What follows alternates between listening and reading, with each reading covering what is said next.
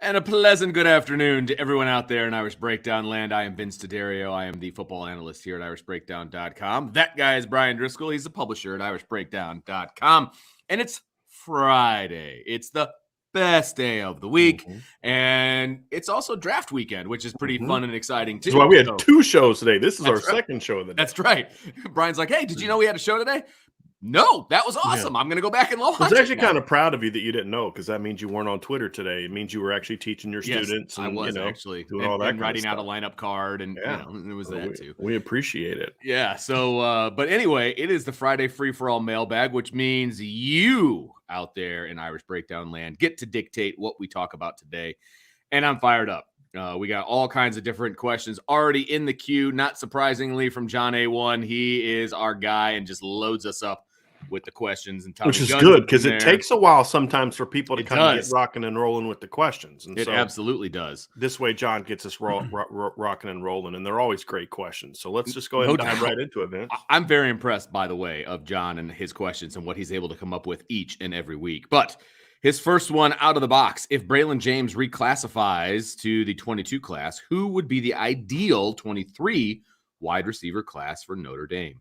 All right, so first of all, I still want us to pump the brakes just a little bit. There's a lot that has to happen. Nothing's changed, right, that we know of? Yeah. Well, yeah, I mean, I think Braylon would like to reclassify. There's at least an initial conversation happening. I think we're still a little ways of working out all the details. Having said that, just in this hypothetical situation, the thing is, it doesn't change the 23 class. Like, if you were going to take 5 receivers in 23, you're not going to take 5 still. Yeah, right. Because the point is, you have numbers need a receiver on your roster that this 23 class will address. You will then have an 85-man scholarship limit that this class would address. Braylon James jumping up a year wouldn't affect either one of those. It just move it, because here's the thing: you need, let's say the number we view, Vince, of just pure receivers is 4. Right. That's because they only signed 1 receiver last year. Only had, you had 3 the year before that, and then the year before that, there's none left on the roster from the year before that, a receiver roster. Right. So if you signed 2 last year, like let's say CJ Williams would have signed last year, your need's not 4 anymore. It's 3, and then the 4th is a swing guy, as opposed to now being the 5th guy. So same thing, if Braylon James reclassifies to 2022, then your need is really only 3. Right. And then a 4th guy that could, you could still take 4, just like we said they could take 5 if the right guys want to come. But it doesn't change your need. It just moves it from one class to the next. Right. But as far as the ideal 23 receiver class, I mean, look, there's 2 guys for sure that Notre Dame wants in the class that right now are still legitimate targets. Like, look, we talked about this the other day. They're not going to stop recruiting Cardinal Tate, right? Tommy Reese is going down to see him today. He's going down to see some other guys this week. So they're not going to stop recruiting him, nor should they. Yeah, no, absolutely. They understand where they are with him. 2 guys they definitely want in this class for sure that are, well, there's really 3. They want Jaden Greathouse, they want Rodney Gallagher, and they want Ronan Hannafin. They definitely want those guys for sure. Now, there's other guys on the board like Malik Elzy and Tyler Williams, but again, I'll believe Tyler Williams is a legitimate option when he visits, right? When he gets on campus, I'll believe it. But until then, I think that's the target now that Braylon's in the class. That's the objective. And then, of course, a guy like Micah Tease may get a shot there. Just depends on, Vince, whether or not he's willing to try offense, but then be willing to move to defense, or if he's just dead set on being an offensive player, does he want to stay on defense? There's a lot of moving parts on that one, but he's another potential guy that could be an offensive player. So I think that is Greathouse, Gallagher, Hannafin is right now I think the ideal for them of targets that we view as being realistic targets at this point in time. Okay. And there was I recognize those names. There's intel over on the message board from this past weekend. Now it might be old intel at this point, but it was intel about those Yeah, guys. there was a lot. There's definitely a lot going on with those guys. Yeah, exactly. So definitely head over to the message board and see what's going on with those guys. John is flipping over to the other side of the ball. Can Prince Colley still play Rover? Watching him play, he has excellent coverage skills, but is a bit undersized at the will middle linebacker spots. I don't think he's all that undersized, to be honest with you. Again, it's a different era, different time. I mean, I think he's close to 330 now. He's a little bit lean, but if you see Prince up close, Vince, and I think you've seen him at the practices, he's a pretty thick upper bodied kid. Yes. I mean, he's right now, I would say thicker than what J.D. Bertrand and Drew White were last year, just upper body muscular. So I don't necessarily agree with the premise, John. Could he still play Rover? Potentially. I don't think the issue at Rover was, I don't think he was super comfortable in space. Yeah. I think that's more the issue. Athletically, he can play it, and body type is, good. He's got that length that you really want there and all that. But I don't know if it's a situation where he was comfortable playing in space. Like, you can be good in coverage, but not necessarily be really comfortable in space. And I think that was more of the issue for Prince. So I think will linebacker is a place where he's kind of feels really comfortable. Now, I wouldn't be opposed to giving him another shot at Rover, but right now I don't think that need is there. You've got Jack Kaiser, the returning starter. Jack had a good spring game. I thought he played well, overlooked because of how well other guys played, but Jack was good in that game. You got Jordan Pataho doing some really good things. Right. Arguably your best signee in the 2022 class is playing Rover right now in Jalen Sneed. So I don't think there's a need there for him. Right. Now you could potentially say, okay, flip Patelho and Prince Colley. And I mean, I think that would be a different conversation, but I think they like Patelho as an edge guy, whether it's as a Rover edge or as a Viper edge. I don't know if they love him as much coming inside, where the discipline aspect is a little bit more. That makes a lot of sense. A little bit more key to that. Right. You can be a little bit more freewheeling when you're out in space as opposed to when you're in the box. I did want to say something, Vince. We did not take any draft questions, right? Because we knew we were on a limited time. If you all want to talk about the draft, even if it's not necessarily about Notre Dame, and Ryan will be here in about 5 to 10 minutes. If you guys want to ask us about our draft impressions or opinions, feel free to do that too. Like, it doesn't just have to be Notre Dame per se. Obviously, we can do that, but I just want to make sure people understand it, because we didn't take questions in the. I mean, if you can ask questions about like history, then we should be able to talk about the NFL draft. So, I want to just make sure people know that we're open. So you guys didn't take questions in the first show. Well, we were working on a limited time because we had that window between, and I had to grab some lunch, and he had an interview he had to do talking to the draft. So we were like, "Look, that makes sense. We're going to do the show, and if you have questions, hang on to them." But I want people to. If you had an NFL draft question that we didn't get to in the first show, feel free to throw that in. Yeah, it's a free-for-all, baby. Okay. Tommy Guns, do you think Austin would be a good complement for Tennessee with the Arkansas receiver? Well, that's a good one, Vince. I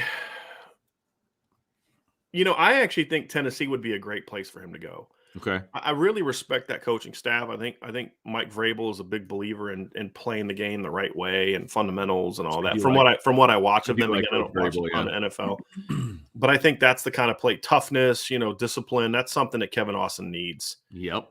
So I think that'd be a great fit for him, just as a human being, as a compliment to Treylon Burks. Yeah, I think so. Treylon is kind of a big possession type of guy that his great ball skills. Ryan likes his long speed. He talks about what he did. I don't love his long speed as much. I think separation is always going to be a little bit of an issue for Treylon Burks, but I think he's so physical and has great hands and and all that I think he'll make up for it. In a lot of ways. He reminds me kind of a lot of like Michael Floyd coming out, right? I think Kevin, more of a speed guy, a little bit more raw technically. Kevin is a guy that I think could create more separation once he learns how to play the position. So. And again, it's building off of a team that's a running team. And so you get this 6'2", 210-pound, Kevin Austin working off the play actions and things like that. Yeah, I could see that being a good fit. Yeah, I would say I like Tennessee, and I will echo everything that you said about Coach Vrabel. I don't know what the coaching staff looks like individually from the wide receiver coaching standpoint. he needs to go to somebody who's going to stress the fundamentals, not Right. just the guy who's going to throw the plays up there and make sure they got them memorized. You know what I Right. mean? Because there are those guys in the NFL, right? Because Right. they expect that by the time you're in the NFL, you should have the fundamentals down, and that's not an expectation that they shouldn't have. But Right. Kevin needs to go someplace where he's going to get taught, and if they have a wide receiver coach who does that well, and I'm pleading ignorance here, I don't know what they have on their staff, but if they have that, then that would increase my level of that's a great place for him to go. So I do want to say that. John says, could Kyle Hamilton be the first of 3 consecutive Notre Dame safeties taken in the first round of the NFL draft? So I am sure of the first 2. I don't know who the third one is. Is he thinking Ramon Henderson? Is that who you're John? I'd like to, if you don't mind, I'll go down there and wait for his answer, Vince. But I'm really curious who the third. I would think maybe he's thinking Ramon Henderson. Okay. If that's the case, I'm not going there. Not even close. Now, first of 2. Potentially, yeah. Yeah, absolutely. I could see Brandon. The thing with Brandon Joseph is how's he going to test? Sure. Right. So you got Kyle number 1. You got Brandon potentially coming out this year. It's not given that he said Henderson or Watts, and so it's not a given that Brandon Joseph's going to come out this year. But if he has a great year and he plays like a first rounder, then he'll come out and be a first rounder. Right. So I could definitely see 2. I'm not ready to go there for the 3. third one's tough for me too. Right, because he's 3 in a row. Like somebody was said, maybe thinking Caleb Downs for the third, and I think he means 3 drafts in a row. Yeah, I think 3 drafts in a row. Is then referring to. I don't see Ramon Henderson or Xavier Watts as being first round picks right now. And look, they're athletic and everything, but they're a long way away as players from being first round picks. Absolutely agree. So I am definitely not there at this particular time in regards to viewing those guys as first round picks. Yep. John has an interesting question here, and I know you've seen Draft Day, the movie, right, Brian? Mm-hmm. Okay. He says, what's the weirdest test you have heard a draftee take part in? For example, the draft day and the $100 bill in the playbook, where they taped a $100 bill to the last page of the playbook or whatever. Brian Drew had the best response. He sent it back in a card and said, wait till I win you a Super Bowl. He's the guy you want. Yeah. Yeah. It's kind of funny. I was trying to remember which NFL team it was last night, but there was talk about, I'm going to have to pull up my draft sheet, but I'm sorry to interrupt real quick, but I'm trying to think of what team it was that they were thinking about drafting a quarterback, and then they ended up not drafting a quarterback. I was trying to remember who it was, and I just got this thought of like their current quarterback being like Brian Drew, like shaking his daughter like he's going to snap her. Yes, and they didn't draft Bo. With the Saints? No, it wasn't the Saints. I'm trying to see who it was. Trying to go through this. It wasn't Washington. Jameis Winston. It might have been the Saints. Yeah, but it's just kind of funny. I was just thinking about that. Like, I just kind of got a good kick out of that. But I will say, if you're an NFL player, like on a team, on a roster, how do they watch the draft? You know what I mean? Like, are you watching like, oh crap, that's my replacement? It was Jared Goff. Goff for Detroit with the 12th pick. Yeah, right. Yeah. Like, do you sit there and you're just like, oh boy, I've always wondered that. You know what I mean? Yeah. Like, you're sitting there watching your replacement get drafted, and you're like, oh boy, okay, yeah. Forget coach, compete with them. So, anyway. As far as the weirdest test, that's probably a better question for Ryan Roberts whenever he decides to grace us with his presence. He's down there now. Can you not add yourself, Ryan? I'll add him. Okay, there you go. I'll just do it. He was just down there listening, hanging out. I mean, I can. I didn't want to interrupt a good conversation, though. I mean, I was being respectful. Oh, I appreciate it. He's so nice. He's so kind. Nice. So do you have one for this question, Ryan? Weirdest test. So usually it's some type of word association stuff, or it's something where like you give a guy a option, right? And I was told this one story by this scout this one time where he was an older scout and he basically had to reprimand a younger scout because the younger scout went into a visit at a school and said to the kid, if you had to kill someone, which weapon would you choose? And he's like, buddy, we're not doing that. We're leaving right now. So there are some weird macho scouts out there, man, that are like, oh, we're tough. We're going to kill things and we're going to do all that type of stuff. So it's bizarre, man. Some of these, I have met some scouts, and they're either one of two ways. They're either really like thoughtful, like just intellectual, like talking about politics and all this other kind of stuff, or they're freaking meatwads who couldn't coach. Like there's like no middle of the road with scouts. Like it's just like it seems like it's like like if you were to have like a scouting convention, half the guys be over here in like this World War II symposium where they're talking the impact of the petroleum trade on Japan's decision to attack the United States, and then the other half are over here just like looking like idiocracy, just down there pegging beers and like having arm wrestling contests and stuff. Yeah.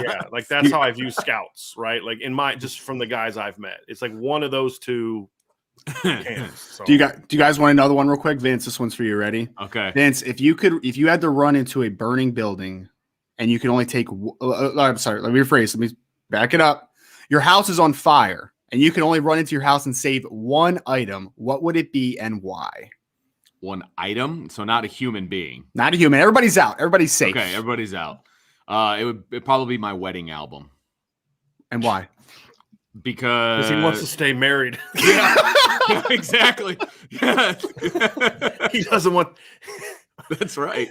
That's right. He doesn't want then, I don't know if he has left over to be taken. I'm not 100% sure it was all digital back then. So those pictures may be the only copies. You know what I mean? So that's what I would grab. I got to grab my money maker, man. I got to grab my computer. That's a good point. That's true. Mine belongs to the school, so get a new one. We had Chris Oladokin on, who's a quarterback from South Dakota State, and he said that his iPhone charger would be the one that he would take out because his iPhone's always in his pocket, so he doesn't have to get his iPhone, but he needs his iPhone charger to call for help. I'm like, that's all right. Hey, makes sense. I'm going to call for help after I charge my phone. Yeah, or just go to CVS and get a new one. What if it was dead, Brian? What if it was dead? Go to the freaking neighbor. Ask them to use their phone. Like, what? I'm gonna call 911 as soon as my phone charges.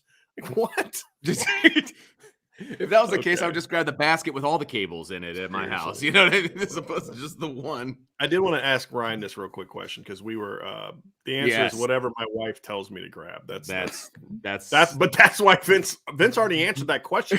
He knows what the missus is going to tell him to grab. Get the wedding album or the dog. I mean, the dog would be a big one, obviously. But that's not an item. Okay, fair enough. Right? Like, yeah. She would make sure the dog was secure before anybody else. I guess in our house.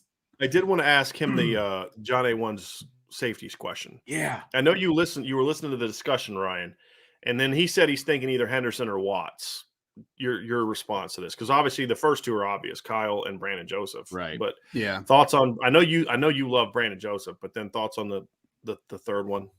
Yeah, I mean, I think Brandon can eventually be that type of guy. Because also, I think next year's draft is just going to be a lot less populated. Like, there's just going to be less numbers next year. So I think that offers more opportunity. And I'm a big fan of Brandon Joseph. If he plays the way he did in 2020, this full year for Notre Dame, then he's a first round caliber player. Enjoy him for a year. Yeah, exactly. I will 100% enjoy it for a year, and I would cheer him on as he goes to the NFL. But I mean, it's way too early for Ramon Henderson. I like Ramon for what he is, right? Like, he's got some range on the back end. He's a really athletic kid, but he's barely played safety. Like, I need to see a lot more. We got to see if he's an athletic football player. Like, he showed flashes last year, but he also looked really bad in the blue gold game. And I didn't hear much from him during the spring. This year. I mean, that's true. It's a good point.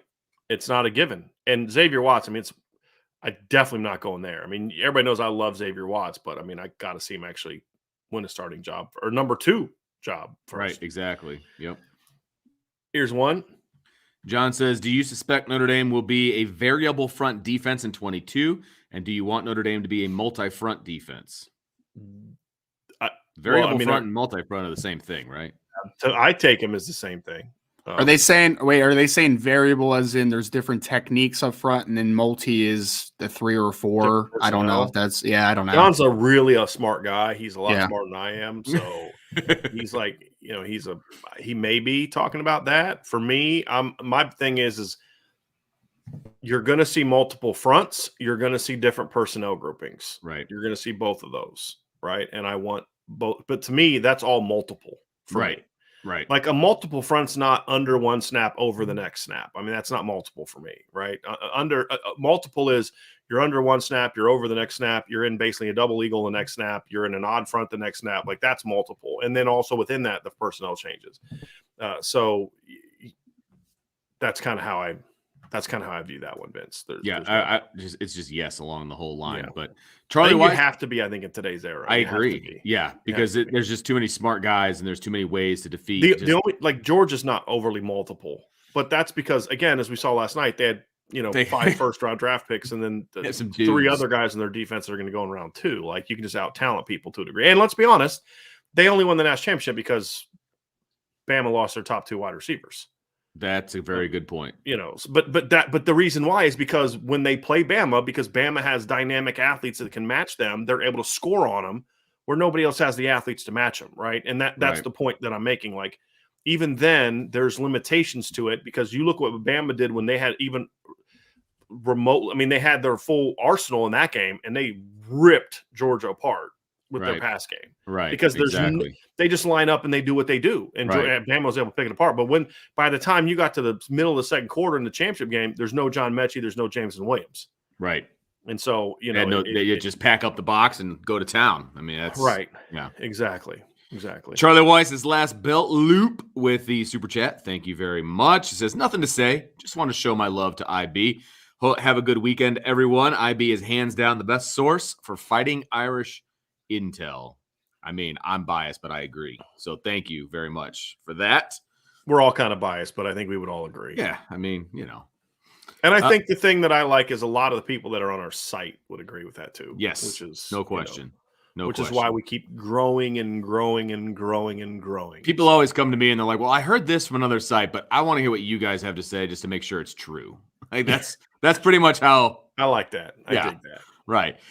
Kevin Horton with the super chat. Thank you very much, Kevin. Some quick research in the top 25 NFL safeties had one, Fitzpatrick, who was drafted higher than Kyle, 11th. Most were 2 to 3. Thoughts? I mean, that's why Kyle fell to 14, right? It's because safeties are undervalued for the most part. I mean, the guys that have been drafted high recently, I mean, I think like Jamal Adams was a top 10 pick. He didn't really, I mean, he's been a solid player in spurts, but he hasn't been a great player, I mean, at all. And Derwin James was a mid first round pick. I think he was like 17 or something. He's a good football player. But yeah, I mean, your point is valid, Kevin. It's Jesse Bates was a second round pick. Marcus Williams was a day 2 pick. I think he was second or third round. So you have guys that are, all over the place, but yeah, it's for the most part. Yeah, you're absolutely correct. Guys are more day 2 players just because I think it's the value of the safety position. Honestly, it's just what typically it tends to be. I think that's going to change in the next decade. And here's why I think that's going to eventually change, because I think it's all cyclical, right? As the game evolves, defenses tend to be like behind in regards to personnel. Sure. Because kids grow up and they want to play this or they want to play that and they want to be corners or they want to be receivers or whatever, because, it's like somebody tweeted, I think it was a Don Schuler last night after the first 5 picks. He's like, defense is where the money's at, right? Like, well, for a while there, it's like receivers where the money's at. So you get into that whole thing. But I think what you're going to find is you're going to find more and more teams are going to start putting some of these 6'3" rangy kids that are 2-way players in high school that right now are going receiver. Eventually, you're going to start playing some defense. Sure. And some of these bigger corners are going to start, and I think eventually you're going to start seeing, because of as defenses figure out the best way to counter the modern offense is not with more linebackers. Eventually, you're going to start seeing some of these athletes that weren't playing in the secondary before start playing in the secondary, at least safety. And now you're going to say, hey, look, we go with this 3 safety look, and so I'm not saying there's going to be a bunch of top 5 picks, but I do think at some point in time that position is going to be revalued in a way that running back won't be. I don't think running backs can all of a sudden go back to the days where you were taking a bunch of running backs in the top 5 to 10. I do think safety eventually is going to be, because as there are more Kyle Hamiltons and Jeremiah Wusu-Koramoahs and Isaiah Simmonses, as college teams start to try to attack the offenses that are coming to college, you're going to see more options where there's going to be more Kyle Hamilton. And then also part of it is if guys like Owusu-Koramoah and Kyle Hamilton and to a degree Isaiah Simmons can start having more success and being impact players, right? Then people say, hey, I want the next that guy. But I was actually, I mean, if you look at it, there were 3 safeties taken in the first round last night. I mean, that's not bad. Right. And whereas how many running backs were taken in the first round last? Well, and a lot of that I think also has to do with the fact that the way offenses are, it's a pass happy league now. I mean, and like you said, running backs are undervalued or devalued because they're just not used as much, and you can almost plug and play a lot of different running backs into these offensive systems that NFL teams are running. And if I'm an NFL team and I know that these teams are going to be throwing the ball all over the place, well, how do you combat that? Get a safety that can play on, 2 different levels and can come downhill and can do all these different things, a la Kyle Hamilton, right? So I think that you're right. I think there's going to be more value in the secondary because of the evolution of these offenses and what they're doing too. Yeah. So, pass rushers and safeties and corners, those are the guys you're going to need. Now, again, is there ever going to be a year where there's a run on safeties like we saw and run on receivers in the top 15 last night? I'm not saying that. Right. I'm not saying that. I'm just saying like a Kyle Hamilton going 4th will go 5th. Instead of 3 guys being taken in the first round, there's 5, but they're still going to be second half of the draft guys is what I'm referring to. Like you're not going to see a safety get taken number 1 overall in 7 years. Sure. Mm-hmm. But I don't see running back changing. No, I don't really see that all of a sudden. You'll see a kid here and a kid there, but I just don't see running back the way the NFL is going. Plus, again, running backs just have a different shelf life. And now let's be honest too. A lot of guys that were running backs 15 years ago are now first round getting drafted in the first round as linebackers. Mm-hmm. That's the other thing too. That's a good point. I mean, that's just kind of how the evolution. That's what I'm saying. The cyclical part of it, right? Is what I'm referring to. There's going to be a running back drafted quite high next year, though. Bijan. So there could, he could be that kid's no. That's deal, right. man. Trayvion's not coming out. That's right. That's 2 years from now. Yeah. Next year's running back class is pretty nutty, man. You got Bijan, Jahmyr Gibbs, Tank Bigsby. Jahmyr Gibbs is an interesting one to me. He's fast, man. He's fast. I think he's gone from undervalued to a little overvalued now. He's got to show me a little something at Bama this year, but he's going to have a chance because he's going to fit that offense pretty well. Sure will. Pretty well. Here we go. Here's another one from John A1. All right. He says, does Notre Dame use tight end screens? I can't remember Mayer getting that kind of a target, even though I believe tight end screens suit guys like Tommy Tremble. Is that a wrinkle IB would want to see? Well, let me address that one first. They used to run a decent amount of tight end screens. Yes, they did. And they would do that bootleg under screen where like it looks like a slide route, but he's actually catching down the line and they're blocking down the field. They would do stuff like that. But the problem is last year the offensive line was so bad. They were just terrible screen blockers. Right. I mean, you're getting Kane Madden out in space and want him to go block a corner or safety. Just isn't happening. So that was more of Tommy Rees went away from that last year because of the fact that he just didn't. I mean, you got to know what you have. Yep. And I don't think that was like, I don't know if Josh Lugg is someone I want, like Josh Lugg as a guard with a guy like Blake Fisher. Cool. I can dig that. Right. But Josh Lugg, when he's your most athletic guy on the perimeter because you're running the screen to your right, no thanks. Right. So, but is it a wrinkle I'd like to see? Absolutely. Any way that you can get Michael Mayer the ball. And honestly, even if you just run a couple of them early, then that sets up things where you can do off of them as teams start keying Michael Mayer. But the problem is early in the season, it's going to be a little challenging to do that because teams are going to be so locked in on Michael Mayer that, I mean, it's going to be hard to They tried to run a tight end screen to him in the blue gold game, and the defense ate it up, and Maris picked it off. If you go back and watch the interception Maris had, that was a tight end screen. They faked the thing to the running back, and they actually had Mayer kind of come on behind it. Pretty decently well-designed play, but the defense sniffed it out because they'd probably seen it 10 times in practice. Exactly. That's the other thing. Yeah. Agreed. And they sniffed it out pretty good. So, yeah, I think we'll see. Ryan, I'm not sure what your thoughts are. I imagine we're on the same page on that one. Yeah. No, I think it's situational, right? Like there's, what you have up front is very going to dictate your ability to run certain concepts, right? So I would love to see tight end screens. I would absolutely love it, but it's just, gotta have the Joes do it, right? Jimmy's and the Joes. Right. And they have that. They have it up at tight end. And I think they'll have it at receiver this year. Yeah. John has a bold prediction about Michael Mayer since we're talking about tight ends. He said, 85 receptions, 1,100 yards, 10 touchdowns. Am I crazy? I don't want to comment if you're crazy or not, John. That's for other people to We have decide. met you, all right? John. We do not think you are. Ryan has not. Vince and I have not met but you. You're not John, crazy. I assume you're not crazy, though. I assume that you're not. I think that's just a little high, John, just a little bit. Like, I think that he could have 800, 900 type, but like I expect wide receivers to kind of take a step forward as far as like picking up a little bit of production. So and it's going to be a heavy run offense, right? Like I think Tyler Buckner is going to have a decent amount of passing yards, but like I've been on the tune of like maybe 2,800 passing yards from Buckner. So like 1,100 out of 2,800, that's a very high percentage. So I'm going to say it's a little lower than that, but he's going to have an outstanding season if he stays healthy, obviously.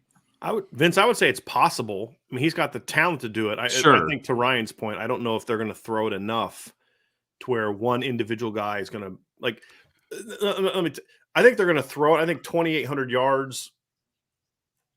I think they're going to also, I think the backups are going to throw. I'm not going to be shocked if Tyler Buckner gets to 3,000 yards this year, just in 13 games. I'm not going to be shocked by it.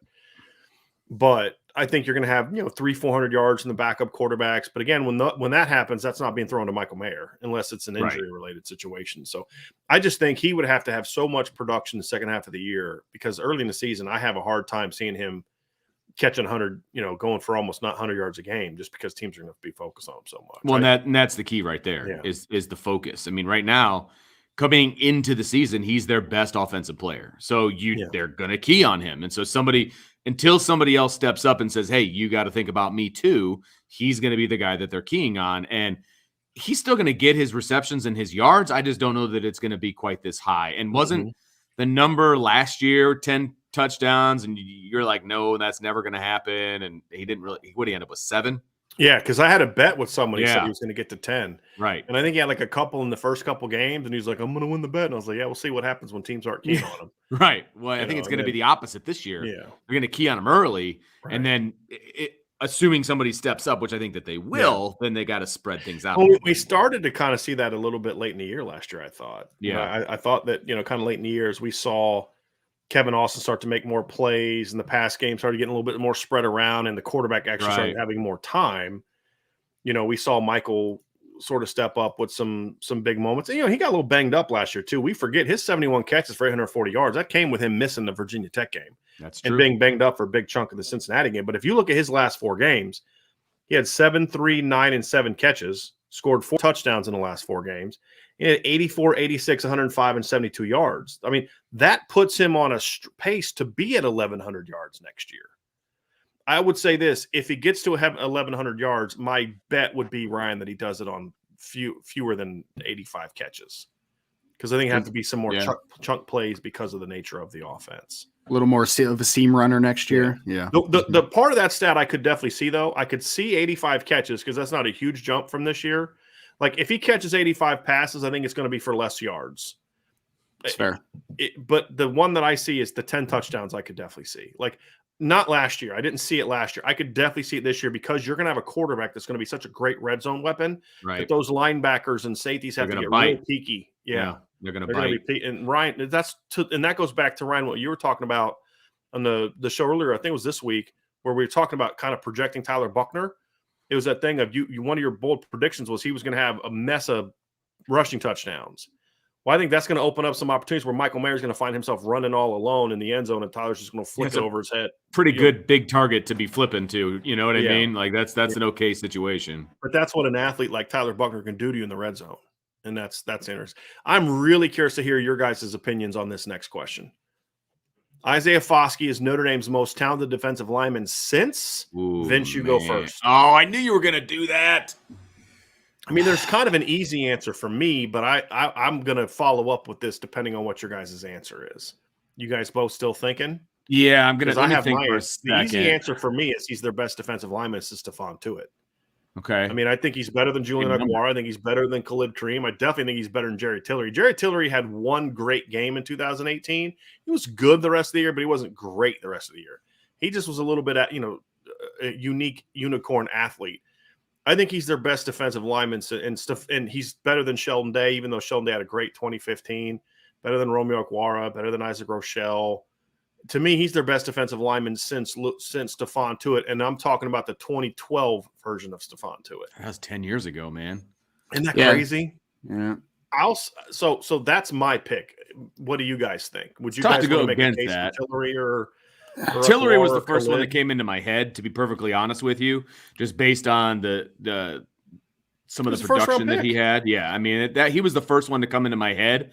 I see where you're coming from with Tua. I'll stick with Tillery just to be different. But I because he's the first one that popped into my head, so I will stick with Tillery. I was thinking Tillery too, because it doesn't say who's the best defensive lineman since. It says who's the most talented. I mean, Jerry Tillery had some insane talent. I mean, he was long, sub 40-yard dash. He was a really explosive kid for his size and really flexible. So I'll probably go with him, but Tua's a great answer. My problem was I started also just thinking about like pure edges, right? Like I don't think of Tua as pure edge. Tillery He's obviously more of was an pure edge than edge. Tillery was, for sure. Yeah, more of edge than Tillery. yeah. But for some reason, like Justin Tuck popped in my head, and that's where like my mind was going a little bit. That was going to be my next question. Okay, so let's say that do you guys think that Isaiah Foskey, if he grows the way that you think you do you guys think he'll be better this year than Tillery Tuck or no Tuitt? Tuitt and Tuck. Yes. No. Tuitt Tillery. and Tillery. Oh, okay. Yes. Then Yeah. my question is then how far to go back? Which Ryan, you answered. Yeah. And it's Justin Tuck. Yeah, I don't know, and I don't think he surpasses Tuck. Right. Well, see, I think he will, because I don't think Justin Tuck, his game never got, like, Justin Tuck had a great like season at Notre Dame and the stats were there, but like he was still younger. There were parts of his game that were still evolving, which is I still think he should have stuck around. Was a second round pick. Agree. I think if Justin Tuck would have come back for his senior year, this isn't even a conversation. Right. I think Justin Tuck would have been a super high pick if he'd have come back, assuming he had got coached up. Right? Sure. I think if Isaiah Foskey can put it together, there's no reason that he can't be Aiden Hutchinson next year. Like there's perceived as Aiden Hutchinson. Sure. I think could be a better prospect. He's more talented. I could see next year being exactly like this year's draft, Ryan, with two edge players going 1 and 2. Unless a quarterback emerges as a number 1 overall caliber guy, and right now I don't know who that would be. I could see, depending, of course, there's always who has number 1 and 2, but it wouldn't shock me if next year if we saw similar with Will Anderson going 1 and Isaiah Foskey going 2. It's a jump from where he is now, but he's got the talent to do so. It's not outlandish. It's not outlandish. Here's the other part of it. If Justin Tuck comes back, people got to remember that would have been 2005. He had been part of a really good team, and he'd had this dude named Victor Abiamiri playing on the opposite side of him as now a junior. Yeah. And that would have been a sick. I'll tell you this right now. Notre Dame beats USC in 05 if Justin Tuck comes back. Completely agree. No way in heck that Matt Leinart has time to throw that football. Yep. Completely agree with that. I was so devastated when he left for the draft. I really thought he needed to stick around. That was at the very beginning of my coverage of the team, and I was devastated. I thought he really could have helped himself and the team, because I think the writing felt like it was on the wall to a degree that this team could be really good offensively, and the defense was like right there, and he just would kind of almost like the missing link, if you will. If he would have come back and he would have cemented those two himself. pass rushers with Derek Landry and Trevor Laws up the middle. Yeah. That'd been one heck of a defensive line. USC would have been in trouble. Got hurt, you're running the rest of the year with Ronald Talley. True. Yeah. Right. Which was not where you wanted to be. Sure. Not at all where. That's There's a good 3 what ifs for me in regards to guys coming back during coaching transitions. Tuck is the first one. Jimmy Clausen's the second one. And I'll be honest, Kevin Austin's the third one for me. Wow. Because I look at what this offense could be next year. Like, we're talking about, like, who's going to step up a W. Imagine having Kevin Austin in the boundary with Chansey Stuckey coaching him. Yeah. And you've got Styles and Davis and all those guys in the field. I mean, like, man, that offense would be nasty. I would love to get Kevin Austin in a room, just the two of us, and just be like, hey, do you really think you made the right decision here? He'd say yes. That's the issue. That's the issue with Kevin, though, right? Well, okay, that's fair. Say yes, that's fair. But like, his stock could have gone through the roof if he would have come back another year. Right. Just unbelievable. Could have been so good. But agree. We digress. Christopher Crosby says, joined the message board last week. Welcome, Christopher. Welcome. Great community, great content. My question is, if we keep both safeties currently in the class, but miss on Caleb Downs, do we go after someone like King Mack or no? I mean, it doesn't seem like they have that much interest in King Mac. So, I mean, they've that ship has seemed to sail. So, safeties, I mean, they were kicking the tires with Malik Hartford for a little bit out of Ohio. I don't know if But he's a hot, yeah. he's a top 100 kid in my opinion. I don't know what you think of him, Ryan, but like, he's one of those, well, yeah, of course you got to recruit that guy. He's a top 100 recruit. Sure. I love King Mac, but I don't view him as that kind of guy. No. King's more like a decent range, good IQ, but also I think he has like some slot upside too, you know, like he has a little bit of that look because he's a little bit undersized, right? Mm-hmm. But I honestly think that they would be okay with just taking 2. But if they could get Caleb Downs, then And I wonder if part of that, you know, you see how Justin Walters did, you know, I think there's other things that always factor into whether or not you're going to take a guy that kind of jumps up like that. But and look, would they be open to a third guy? Yes, if a guy presented itself. But it doesn't seem to me, because if they were dead set on taking a third safety, there'd be other guys that they'd be pushing harder for right now. And like King Mac, and the fact that they're not recruiting King Mac tells me that it's kind of Caleb Downs or nothing. It was like Caleb Downs, then Malik Hartford, and then we're good with what we have. I also think that they're a little bit more sold on Peyton Bowen staying in the class now than they were a month ago. Sure. Okay. And I think that's a factor in this conversation as well. John going deep here. He says, what are your IB's spring grades for Marcus Freeman's new staff? Who's the assistant of the quarter? I'll answer the second one. The first one I think is still incomplete. You know, I just think overall, I think the staffs both did well. I think the assistant of the quarter so far for me is Chansey Stuckey, just because he was the one that I had the biggest questions about. Sure. He's had success in the recruiting trail, right? Wasn't he the first of the new coaches to get on the board for the 23 class?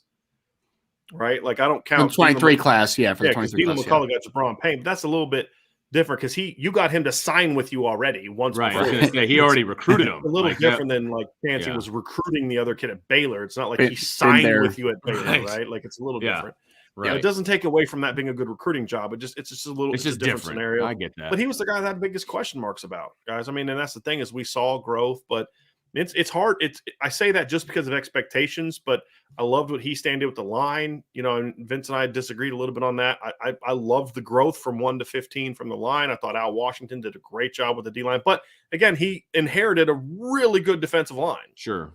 You know, I think Al Golden's done a really good job, but again, he's taken over for a really good defense. You know, D'La McCullough's taken over a really good running back room. So he was, to me, it was going to come down to Harry or Chansey because they were the ones that were coming in a situation where they actually had to significantly improve on what they inherited. So it's going to be one of those two guys. And, you know, I just think Chansey was the bigger unknown for me. I was hoping you'd go with Harry so I could go with Chansey, if I'm being honest. And mine would have been a little bit different reasoning, because I had no expectations on Chansey Stuckey. I had none because I just didn't know that much about him. And I've coached wide receivers in the past, and I was a wide receiver. And so I am naturally triple option offense. Hey, whatever. It still said WR next to my name. Okay. But no, I am more naturally drawn to that position group. And so when I was at practice, I was right there while he was coaching these kids up. I was like, man, this guy can coach. Yeah.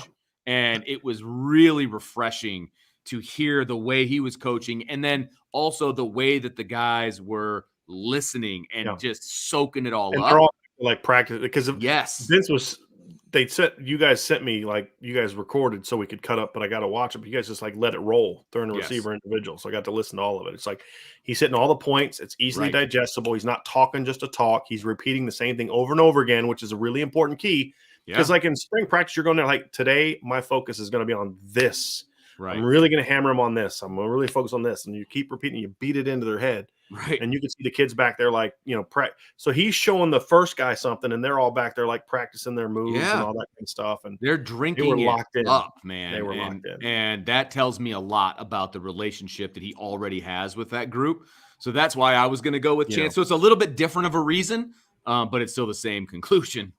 Fellas, we're getting some phenomenal questions today. Like, our group came correct today in a big, big way. And it's not just John A1 either. Detroit Hunter, I love this question.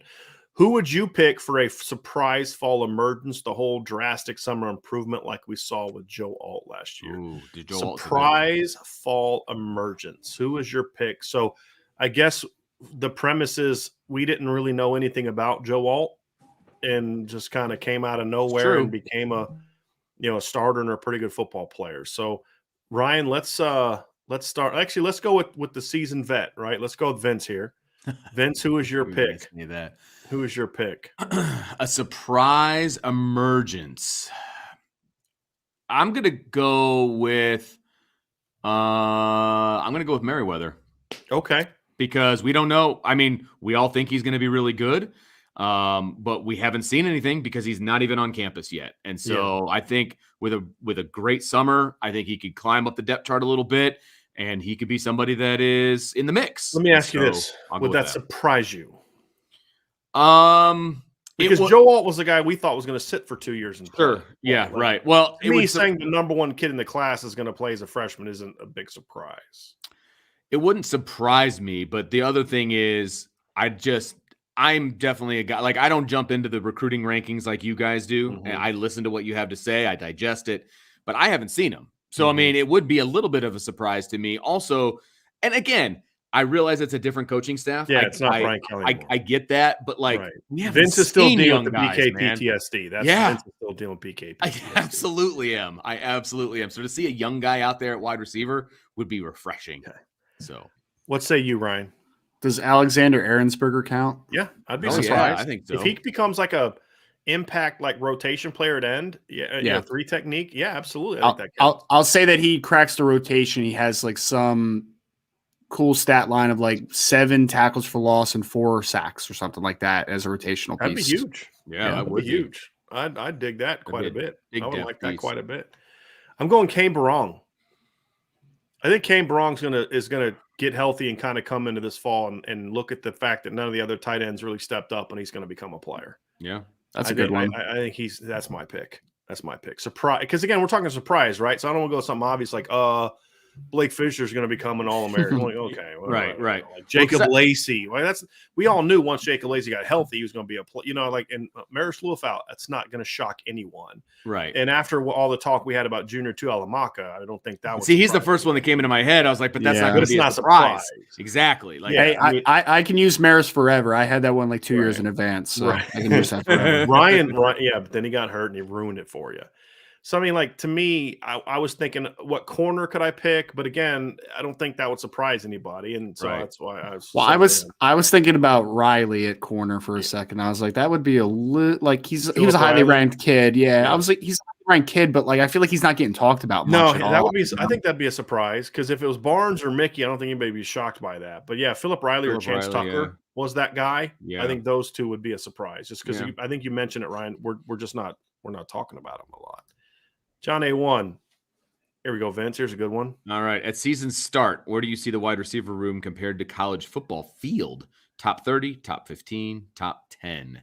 I can't go with the latter two right now. No, it's exactly my point. I agree with you. I'm comfortable with the top 30. Yeah. I am. I'm comfortable with top 30. I think there's talent there. But again, just on potential alone, they're a top 25 caliber receiver. They've got to show it in a game, though. If this offense is going to be what we think it can be, the wide receivers have got to play, and they've got to play well. They just do. I have confidence that will be the case, but I can't say top 15, top 10 right now. Yeah, I can't go there yet. Just can't.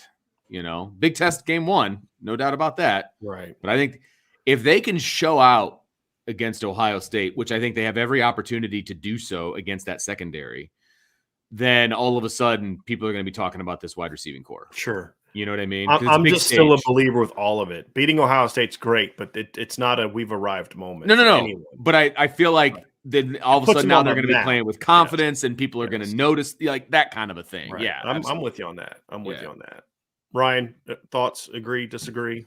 Yeah, no, I didn't add anything in because I agree with you guys. I just need to see a sample size, right? Like, I mean, who's the leading receiver coming back? Avery Davis. It's like he's a good complementary piece, but like, it'd be awesome if Avery Davis was a good cog, not the dude. You know what I mean? Right. So I want to see I want to That's a see good point. development there. Somebody's Good got to point. step up as a boundary, and it can't be Lorenzo Styles. That's my thing, is a full-time boundary. And until that happens, whether it's Deion Colsey, whether it's Jaden Thomas, whether it's Tobias Merriweather, whether it's Joe Wilkins, I got to see Whoever, somebody, because yeah. just in this offense, that's such an important position, or at least it has been. And Yeah. it's not the leading receiver this year like it's been in the past. And Ryan and I have talked about this before, but it can't be like 20 catches from the Right. boundary either. You have to have that guy that can win. And, right now I don't know if they have that guy. So I love the talent, the potential, and I think they're going to produce well next year because you have the best tight end in the country, because you have backs and the system and RPOs. But just because you're putting up numbers doesn't necessarily mean you're an impactful unit, and that's something that obviously we got to see. Here's an interesting for you, Ryan. Who would have the better short shuttle, Jadarian Price or Chris Terry? I'm going to change this. So let's go. Who would have the better 40, which I think we would agree probably, and then who'd have the better shuttle? Yeah, I'd say Tyree obviously would have the faster 40. Price, I would think, would have the faster short shuttle. He seems like a little more of a shifty, kind of elusive type of dude. So I would imagine that he changes direction a little quicker. Straight line speed, though, you can't go against Chris Tyree. No, you cannot. We still need to have an Irish breakdown combine, by the way. Still waiting for it. You better give me about a month's notice. Not happening. Because I need to start stretching that early. I'm gonna have my agent's gonna let me know right before that event that it's probably best that I sit out and not devalue myself and risk further injury ahead of the draft. It's gonna hurt your stock, man. You need to get your verified numbers, all right? Yeah, not happening. This is John a A1. This is a good question from John. He says Zeke Correll played well at center, as we said he would. Would IB consider still making the move with Patterson to right tackle? Wow, or right guard? I'm definitely not moving him to tackle right now. No, I mean, the only way I'm moving Blake Fisher away from tackle is if some other tackle emerges is just like, wow, we got to get him on the field, and him or Joe Walt can't move, aren't ideal suited for guard. That's the only way I'm moving Blake from tackle. And I've talked a lot about moving Blake from tackle. My thing is you be open to it if the circumstances arise. Jarrett Patterson going to tackle is not that circumstance. And that doesn't mean he can't play it. I think he can play it very well. I'm just not taking a center and moving him to tackle unless I have to. Right, exactly. And that's why Barrett Jones, went out there. It's why other guys have gone out there, because there was the need, not because necessarily it was your best position. What I consider moving him to guard, I would say I'd probably be more willing to move him to left guard before I would move him to right guard. I know everyone's like ready to just be done with the Josh Lugg era. I would advise you against that. I just let's see Josh develop and move. I think if anything, they move him to left guard before they move him to center. You took the words right out of my mouth. That's I still believe in Josh, and I believe what he can do, and I am not going to be looking past Josh Lugg. And I think the biggest question mark right now on the offensive line is left guard, and doesn't necessarily say anything negative about the guys that have been playing there, but that's my biggest question mark right now. And if I'm moving Patterson anywhere, if that's on the table for discussion, it's to the left, not to the right. So I agree with you there. Yep. Here's a good one. Notre Dame 2164. Is there any team this year that you guys would trade our running back room for? I've looked around and I don't think I would when looking at it as a whole. I mean, we talked about this with Ohio State, right? And I said that if we were talking about, like, it was a few weeks ago, we were talking about like making the ultimate Ohio State Notre Dame team. Oh, like putting. And I said, if I'm just taking a starter, with all due respect to the Notre Dame backs, it's not even a conversation. I'm taking Travion Henderson. He's a stud. But I said I would take 2 to 5 at Notre Dame over the 2 to 5 at Ohio State. Right. So if it's the entire room, I'd probably still take Notre Dame's. But again, you still have to think about, is the difference between 1 and 1 so great that you have to be willing to take that 1 and 1? That's the thing, is like, do you sacrifice the depth for having a Travion Henderson, a Bijan Robinson? That at a position like running back, I think you have to think about that. Absolutely. Right. And if on a grade, right, whose backfield has a better grade, you may take Notre Dame's. But if we're talking about practically putting a football team together, Ryan, I'm not taking Bijan Robinson off the field that much. I'm not taking Travion Henderson off the field that much. And that's something that those teams have that right now I don't think Notre Dame has. Right. And I don't think anybody would disagree with the fact they don't have a bell cow back right now. I mean, and I don't think it needs to be a bell cow. I mean, it just means a proven, this guy's going to go into this game and give us a chance to have 100 yards. I think there's a lot of guys that have the potential to do that, but are there guys that are known commodities that are even in the same universe as a Bijan or a Trayvon Henderson. I don't think that's the case. So I don't think that's as easy. Like if I'm just talking like on paper, who has the better depth chart, it's Notre Dame, and I've made that case before. But if we're talking about practically putting a football team on the field to go win a game, that's a different conversation for me. Yeah, I think the only team that I could think of that is in the conversation is you mentioned Texas already. I mean, they have Bijan, but they also have that Roshan Johnson kid who's a good back as a second, and they have Keelan Robinson, who's the Alabama transfer, as their third stringer now. So like, it's a good depth chart. That's a good depth chart. But but if we're talking 1 through 4, as of 4, I think it would be very difficult to find 4 that are as good as what Notre Dame has right now. Yeah, it'd be tough. It'd be tough. I mean, really 5. You add Jabron Payne into that conversation, who's a 4-star kid. I mean, like, all 5 of those kids for me on the IB board graded out as 4-star players coming out of high school. Here's another really good one from John A1, and then we're going to try to get some other people in here. They've all been great questions. Yeah, exactly. If Irish Breakdown had to choose between Jaden Osborne and Samuel Mpemba, who would you take? Why do I have to pick? They're playing different positions in my ideal world. You know, like you look at him trying to steal my no. Well, no, I mean, they're left. so different though. Yeah. They're just so different. They're not like John, in a perfect world, like Mpemba's like a Will Viper to me, right? And Aaronsberger would be a Rover Viper. You know what I mean? So like they're just a Rover Will. I'm sorry, not a Viper. Yeah, Rover Will. So like they're just such different players. It's tough for me. I'd go Aaronsberger simply because as of right now, I do think they need a third linebacker in this class because Josh Burnham moved to Viper. Like before, I was like, I'm okay with only 2 linebackers. Like I would like a third, but I'm okay with only 2 because you just signed 4. But they've already moved Josh Burnham to Viper, and you had 1 guy on the roster from the year before, none from the year before that. So that's 6 linebackers in 3 years. That's not ideal, right? What's up, Ryan? I'm just going to say I'm changing my answer. There's another layer that got into this conversation. Yeah. Jaden Osborne is right from the Bayou, so I'm taking him out of LSU's backyard. That's an easy answer. Getting spiteful with it. I love that. There's nothing wrong with that, Ryan. Is he really? He has like a Rouge. He goes to University Lab. His campus his high school is, I believe, on LSU's campus. Wow. Isn't his dad or something on the LSU staff or works for the school or something? Yeah. School, I believe. Yeah. So that would better. be still out of LSU. Just practically speaking, I think they need a third linebacker, and I'm confident Jaden Osborne stays a linebacker. I'm not confident that Samuel Mpemba doesn't follow Josh Burnham right down to defensive end. And I think he could end up being a big end because I think he could be 265 in time and be able to play kind of both of those. So I'm going and I just think Jaden Osborne is Samuel Mpemba, you're betting on the upside. Yeah. He's not an elite football player right now. He's an elite talent. It's like the NFL draft right now. Jaden Osborne is the exact opposite. He's not the elite intangibles guy. Not intangibles. Measurables guy.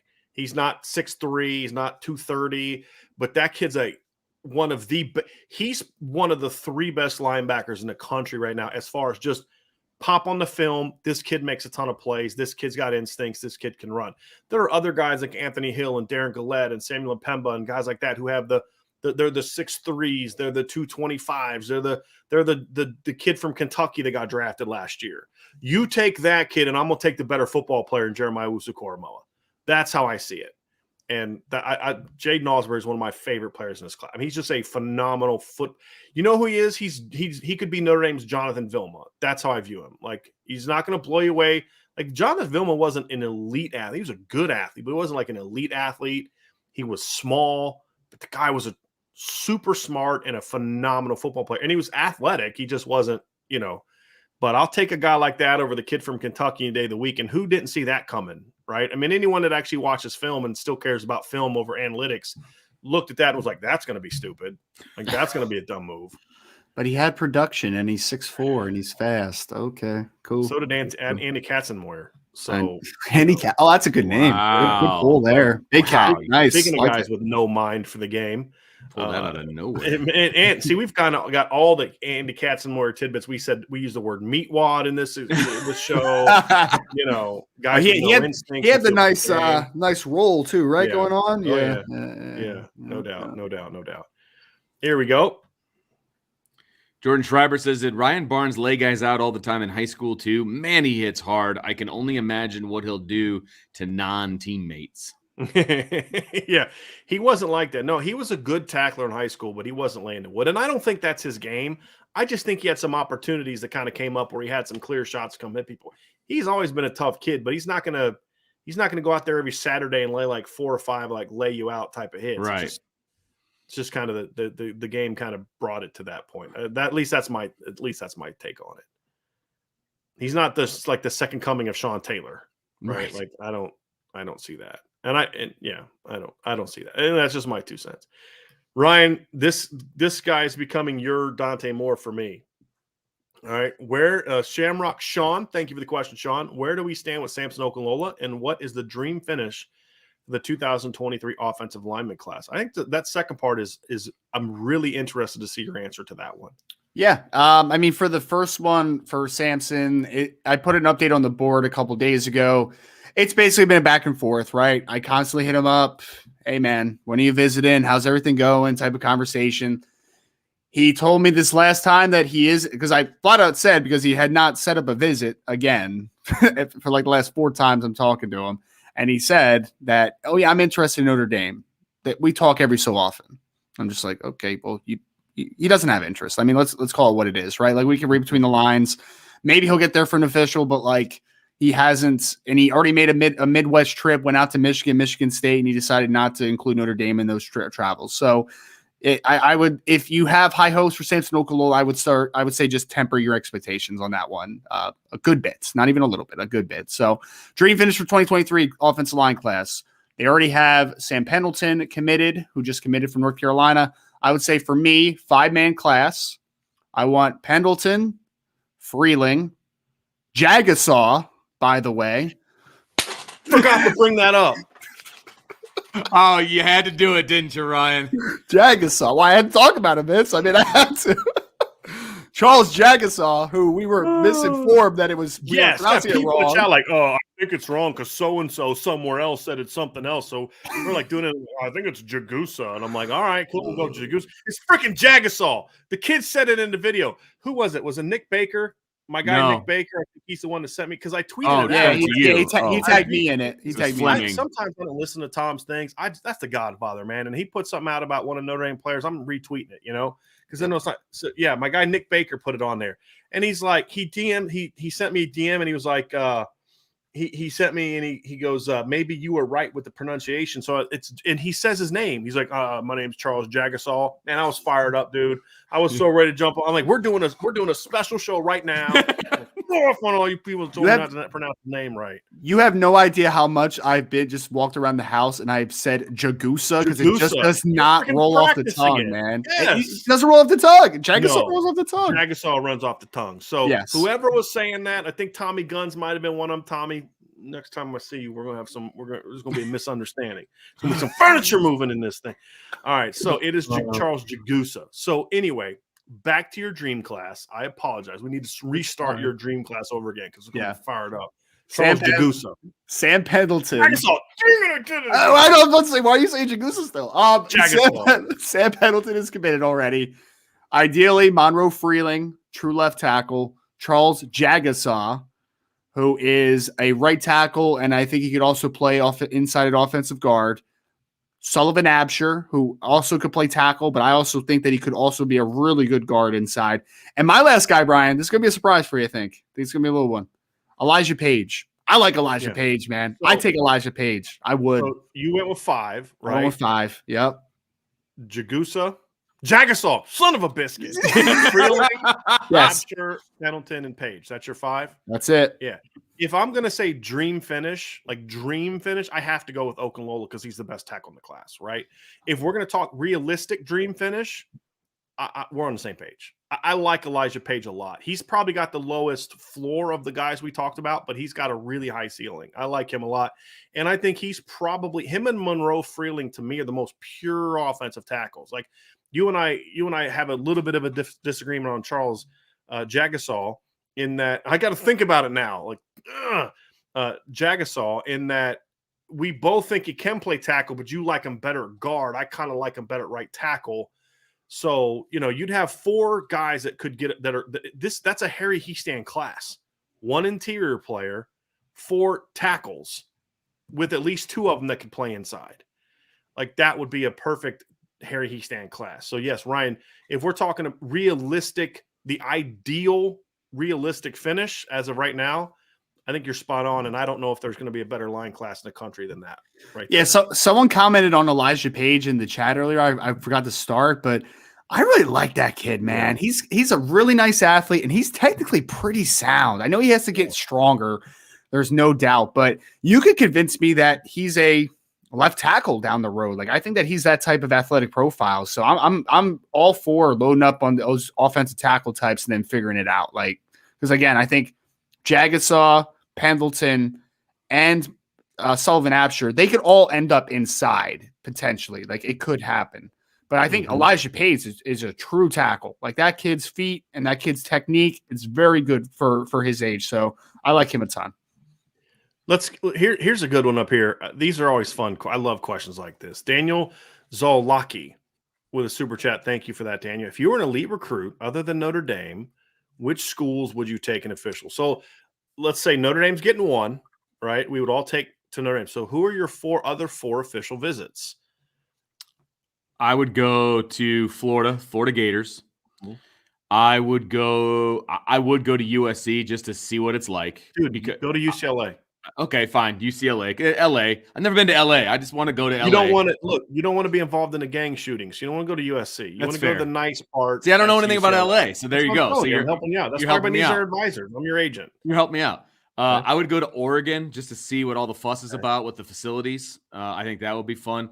And then I'd want to go to an East Coast school. I honestly, I might just go to Boston College. I love Boston. I know that's weird. I get it. But I would want to go to an East Coast school. I just hit like all over the country. So that would be my 5. Ryan, what say you? 5 other than Notre Dame, or Notre Dame is included? Notre Dame's 1. What are your other 4? I would like to go to University of Texas.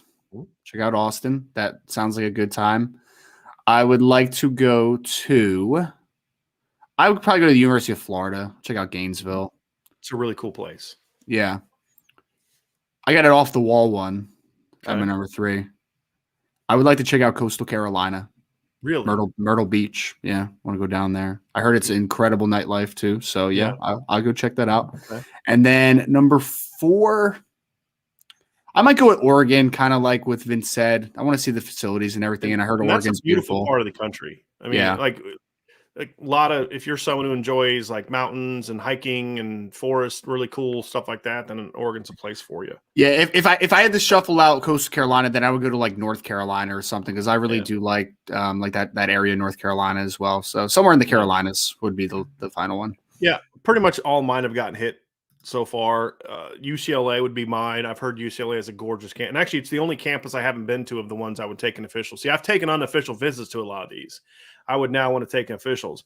Unofficial meaning my job. I didn't take unofficial when I was being recruited. I didn't take unofficial visits there. NC State's the only one I did like that. Texas would be one because Austin's awesome. As far as at least food and having fun and all that. Florida, because Gainesville, I love Gainesville. It's a really cool place to hang out. Not somewhere I'd want to necessarily live, but a cool place to visit. And then North Carolina, because Chapel Hill has one of the most beautiful campuses in the country. And the Carolinas, good weather and all that kind of stuff. So that would probably be my 4. I'm not going to lie. I've always kind of wanted to this is sort of like I'd want to try it out. I've always wanted to go to Norman just to see what Norman, Oklahoma's like, see, kind of, tradition and all that, but I'm not sure if they would necessarily get on my list. They popped in my head. Yeah. So, I mean, Oregon was an option maybe, but I mean, I've been out there and there's no way in heck I would ever live in Oregon. So it's like, why waste my time? I could see myself living in LA. I would probably not. I mean, I'm pretty anti-California when it comes to living. Florida, obviously somewhere. I thought about Miami, but I've heard their campus isn't great and they don't even have their own stadium. So I wouldn't go there. Then Tallahassee's, hard pass. So I'd go to Gainesville. That'd be the one I'd go to, and then North Carolina. So that's I guess I love questions like that. I think those are so fun. You wouldn't go to Michigan, man? Mm-hmm. Been there, done that. Hard pass. All right, Irish for life. A question, Ryan. This is for you. What do you think about the quarterback Pittsburgh drafted from Pittsburgh? You should. So he was not on our earlier show. Yeah, so Irish for life. If you want a little more of a longer answer on this one, you can go back to our previous video on the channel. We did like a little NFL draft recap from day one. I'll say this. I think it's a massive reach. I'll be very honest. I had a 3rd round grade on him. And I mean, I think that there's a really solid floor to being a really good backup and being like one of those guys that maybe develops into a solid starter. Think of your Matt Castles of the world. Like that's kind of like people that like pop in my mind. Somebody said that they have upsides of like Derek Carr. I don't quite see that. I see more like Teddy Bridgewater, which is like fine, but like Teddy Bridgewater is never a guy that you're just consistently like, yes, that's my starting quarterback for the foreseeable future. Like that's how I just kind of think of Kenny, because it's just solid arm, good athletes, not great athletes. Everything's just solid. Nothing's great for me. So I think that he's a replaceable starter at best at the next level, which on day 2 I'm good with. But with the 20th overall selection, no, I'm not there with him. We somewhat disagree on the level of how we view Kenny Pickett. I like him a little bit more than you, but we're on the same page as far as what his projection is. He's not a 1st-round draft pick at quarterback. Now, if you could have got him in round 2, I'm like, you know what? You'd take a chance, right? You take a chance on him, and maybe he was a late bloomer, right? And he's ready to go be that guy. That happens, but I'm not taking that chance at 20. I get why Pittsburgh did it. I don't even necessarily hammer him for it. I didn't love it. I think he's a good player. He was a good college player that played against really crappy teams. And I just, it took him a while to go. He's an older kid. I don't. Well, that's the other layer is he's 24. And I actually know that his personal trainer, he actually has had a huge growth spurt. The guy told me that he was only like 5'11" his junior year in high school or something like that. And he sprouted up to like 6'1" as a senior, and he's grown like 2 more inches since he's been in college. So it's always possible he develops a little further, but I mean, he's 24 years old. So at some point that's not going to be a tangible thing anymore. So, yep. Here we go. Got one from Peter Pumpkin Eater. Brian, he goes, I know you are a Built Bar sommelier. Any recommendation on what flavor I should buy? First of all, use the promo code below because you can get 10% off your whole order. I'll tell you the ones I like. As far as the puffs, I like the banana cream pie. That's a good one. Cherry Barcia is definitely in my top 5. Coconut almond's pretty good if you like that kind of thing. Some of the ones that I like that they don't have, salted caramel. My mom really likes the salted caramel. I haven't had it yet. I have recently bought caramel brownie, which they only have sometimes. If they have Rocky Road, if they have cookie dough, or if they had caramel brownie, they only sell them at times until limited supplies last. Scoop those up when you get a chance. But as far as what they have right now, the banana cream puff which is a banana cream pie puff is really good. I would go Cherry Barcia. I would go coconut almond. I don't like raspberries, so I didn't like the raspberry a whole lot, but my wife liked it because she likes raspberry. That's pretty good. And then the salted caramel, those would be the ones that I would recommend. All right. Christian Porter hypothetical. If Joe Walton, Blake Fisher were able to go into the draft this year, do you think they would be drafted and where? Do I think they would be drafted? Absolutely. Yes. Where? That's a very difficult question to say. Like he's just, they're not draft eligible, so they're not developed to that level, right? They don't have film. They don't have film. Well, they don't have film as well. Game and a half. Right. I think Joe would go ahead of Blake just because there's more film. Absolutely. Yeah, I would agree with that. I would agree with that. Now, I will say this. Blake had to go against Jermaine Johnson for half. Thought he held his own well in that first half. And he did pretty well against Texas or Oklahoma State's pass rush, but he's got a game and a half of film. Mm-hmm. So they would, to me, be day 3 guys right now. I actually think that's not an insult. That's actually, I think, something that's impressive. There aren't a lot of freshman offensive linemen that you could say if they were going to the draft right now would get drafted. But they would be huge projects. Because in the NFL, that's the one position, in my opinion, I'd say quarterback might be another one. Where Kenny Pickett being older doesn't hurt him from a draft projection standpoint because the NFL teams are fine. Ours is I just don't know how much better he's going to get because he's older. Is where we're coming from. But the age that's fine. Offensive line is another one because that's a position where you kind of have a little bit longer lifespan. Like receivers, like once you hit 30, you lose a step and you're just a lot of those guys just can't play anymore. Running backs that way. Corners kind of that way for a lot of guys. I mean, Richard Sherman went from great, and then bam, just like Darrelle Revis is another one that I thought just like his game just took a big jump because it's such a position that requires a level of top level athleticism. I think that's why you see D linemen play longer in their careers. You don't see Andrew Whitworth's at corner, right? I mean, because it's not as determined by athleticism. So when you lose a step, you can make up for it in technique and savviness and all that. So I don't, and so the opposite is true. Is the lack of experience is something that would be a big negative, which is why you'd see those guys fall.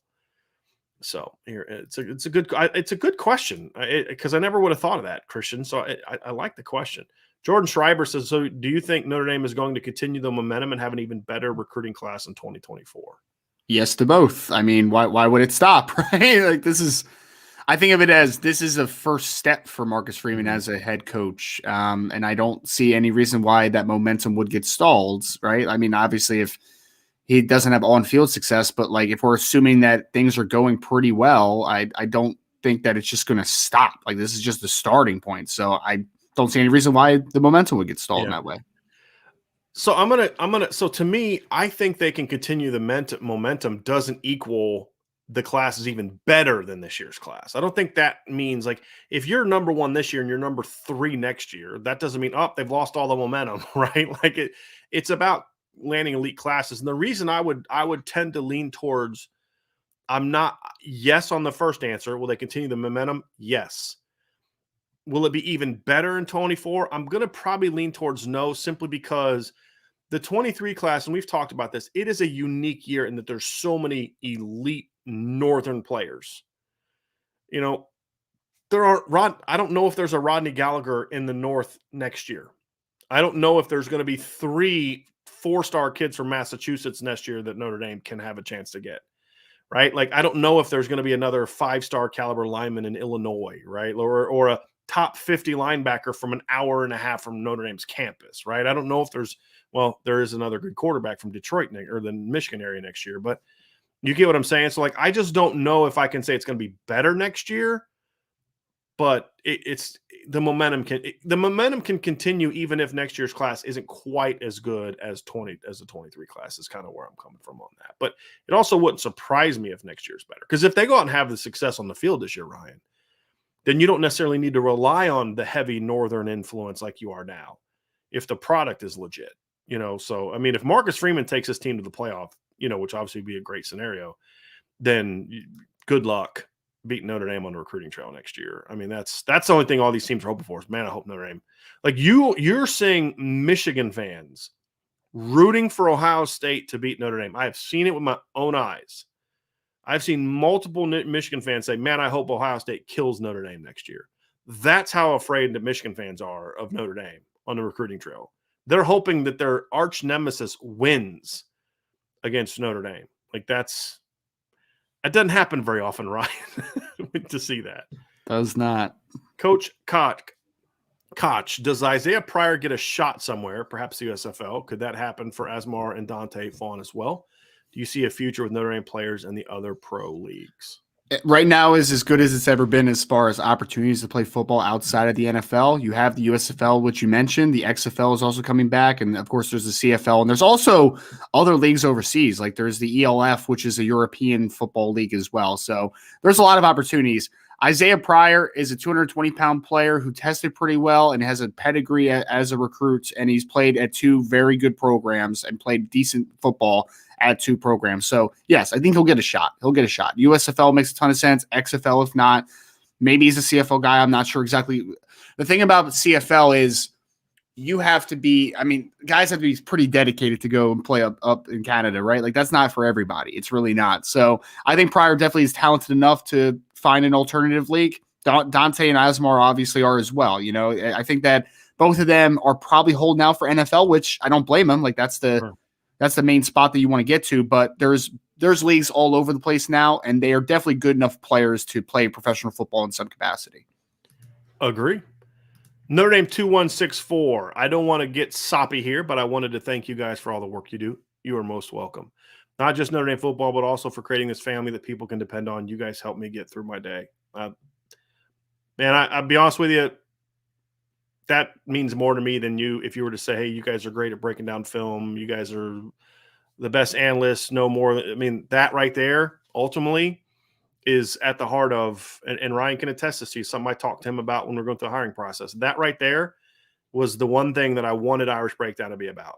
Yes, we're going to give you great analysis, and I hired Ryan to do a job to cover recruiting and to provide analysis and all those type of things. But there was always the thought of, you're part of a family now. And Ryan will tell you that. I mean, you're part of a community now. It's not just a job. It's something you got to be a part of, which is, you don't have to be a Notre Dame fan to do this job, but I think it helps because of that sense of community. So, man, I tell you, I thank you a lot that you say that, because that's the stuff that makes the long days worth it. That's the stuff that makes, whether for Ryan, it's not being able to spend as much time with his wife and daughter, and for me and my wife, and the things that we want to do because of that, because we know that's what we're building. And I really appreciate you sharing that very much.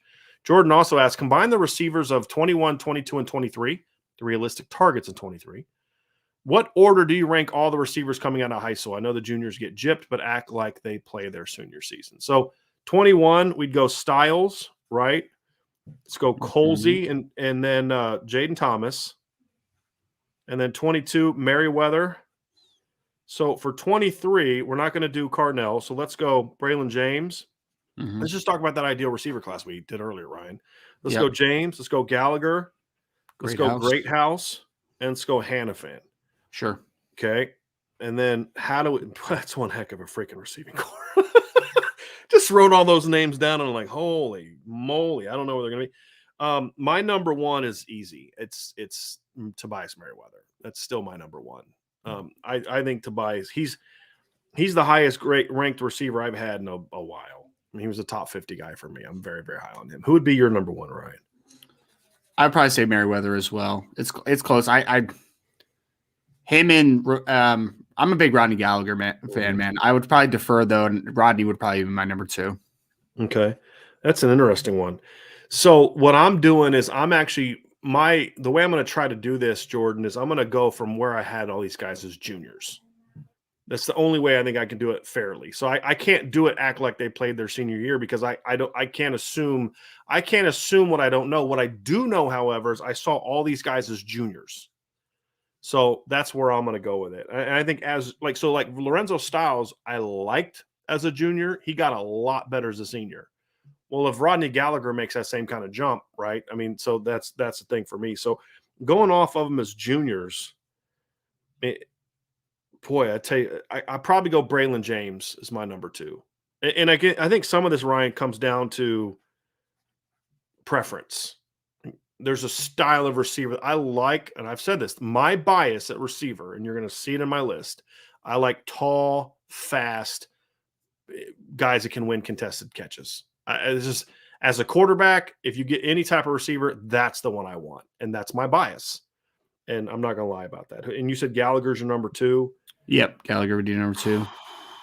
I never watched Lorenzo Styles as a junior. I only remember his senior highlights, so he would be my number three, just based upon that. That's fair. I'm going Gallagher as my three. Okay. That's going to be my three. Be honest, the 2021, both of the 2020 receivers to me made big jumps as seniors, especially Lorenzo. Like, I didn't have him as a top 100 player coming out as a junior. So right now I have other guys ahead of them. This is a tough one. I don't know if I can do that. I mean, I have to really look at the grades and stuff, because I'm like, man, but what about Hannafin? And I mean, Jaden Thomas would be at the bottom of my list, which says something, because he had a 4-star grade for me coming out of high school. Mm-hmm. My number 4, Ryan, I'd probably go with I'd probably go with Deion Colsey, just because of the upside. I mean, the upside was always there. I mean, you could see it. He was underdeveloped and all that, but the upside was enormous for him. Okay. And I'm an upside guy. My next guy would be my boy, Jaden Greathouse. He's next for me. He's my 5. Just Well, because he's so works. advanced. That works because Colsey would be my next on the list. So yeah. Styles is my next one. But again, that's junior. As a junior, I had Deion Colsey ranked ahead of Styles. As seniors, it flipped. So again, I'm going off of so keep that in mind. I'm going off of where Lorenzo was as a junior. I thought he made a big jump as a senior, and he was a much better prospect. I can't believe I got Ronan Hannafin at number 7. I can't. I mean, that's like that's insane. Like having, and then Jaden Thomas 8. That's my group. That's a one heck of a receiving group. I mean, and this should be a lot of it's because 2 of my top 3 are from this class, in Braylon James and Rodney Gallagher. Where did you have Braylon? Where did you have you had him real low, didn't you? I had him right below Deion. Okay. So Deion, Ronan, and then Jaden. Okay. I like Braylon. I just, all tools though right now. Some projection. So Yep. Interesting. Good question, Jordan. Very good question. Hulk Strongest always likes to, he's always, guys always like to get me with this. Like once a month, somebody has to hurt my heart like this. Could you imagine if Notre Dame if Randy Moss came to Notre Dame? Yeah, I can imagine it because I did it for several months. I imagined it a lot for several months. I'm thinking like Ron Paulus, 2 Heismans, and he gets to throw to Randy Moss and Derek Mays, and this is going to be wonderful. And James Jackson's the running back, and it didn't work out. Did you know that James Jackson also signed with that class as a running back? The kid that went to Miami. I think you told me that before. Yeah. Would have been pretty good, right? Oh, decent. Man. And thank you for the super chat, Hulk Strongest. We appreciate that very, very much. Ian Johnson, with how many first rounders were in Georgia's 2021 defense? Who wins? He stands primo line or Georgia's 2021 D line? 17, unless you think a better. I think 15 was better than 17. Yeah. I mean, let's go with 15 then. Let's go with 15 first 21. Yeah, that's tough. I think it needs more context. Yeah. Because I think like what hurt the Notre Dame offensive line in 2017 against a really good Georgia line that year was Georgia just loaded the box and they dared Notre Dame to beat them throwing the football. And that's why another reason I kind of like 15, because if you try to do that against Notre Dame in 2015, unless you're doing it in a rainy situation like Clemson, you're going to get shredded because they had so many athletes. Right. So, well, I tell you, I mean, if everything was equal from a coaching and a strength condition. So if I could take the 2015 line with current offensive coaching staff and Matt Bayless and the 2015 roster, I should say, with the current staff, I'd like to see that battle. I'd like to see that battle. I would. Man, it's tough, man. That's because really Trayvon. Those guys were all great players, but Notre Dame had 2 top 10 picks at tackle. Yeah, and I would argue 15 is still Mike McGlinchey's best year. I mean, he was phenomenal in 15, playing right tackle. You had a top 10 pick, and Ronnie Stanley was an All-American that year. Quentin Nelson was a monster, and he was physically big enough to hold up against those big guys inside of Georgia. That's a key. That's a really important thing. And then you had Steve Elmer at right guard, who was a bigger kid, and then Nick Martin was a really good player at center. Yeah. So. I mean, 4 out of 5 are really good. I know Elmer was a good player before he stepped, obviously, away from football, but that's just like kind of where I'm like getting hung up for a second, because it's like he's going to be one-on-one with a Jalen Carter or a Devontae Wyatt in this scenario, because we're kind of – I feel like we're kind of talking more on like this is like a one-on-one battle, right? Like you're going to kind of find your spots. That's obviously where they would have a clear advantage, is like if they got Jalen Carter, for instance, against him, it's like that kid's a freak, So well, here'd be an interesting way of putting it. So like if they were going to practice and it was just a one-on-one rep, I think Notre Dame wins at left tackle. I think Notre Dame wins at left guard. I'd call draw at right tackle, and I think Georgia wins at center in the center and right guard matchup. Nick Martin was a good player, but in a one-on-one matchup against Davis, Jordan Davis flips him. I mean, right. It just, so taking your angle to it, Ryan, like let's take it away from a game situation and just line them up against each other. Yeah. I actually think that's where maybe the 2017 line in that scenario might be the better option, because I think Alex Bars, healthy, would have a better shot at matching up against those guys than Steve Elmer would. I agree with you. That's my take on that. But I still take the 15 line. I think that was Notre Dame's best line. I do. Good, really good questions today, everybody. I'm loving it so far. Jordan Schreiber, I'm blown away by how many top 100 recruits are committed already and how many the Irish are in the game for. What is the total top 10 total top 100 composite Notre Dame ends up with this year? I mean, we're doing it in an ideal world, right? Or are we doing it in a realistic world? Well, I think just realistically, like guys we think they have a shot to get, because I actually did the math on this the other day not the math, but I went and looked through this the other day on because somebody was talking about, oh, they're not going to finish in the top 5 because all these other teams are going to finish with whatever. And again, it's BK PTSD. That's my new phrase. I'm going to get a shirt. I'm not going to really do that, but I feel like getting a shirt made that just says hashtag BK PTSD.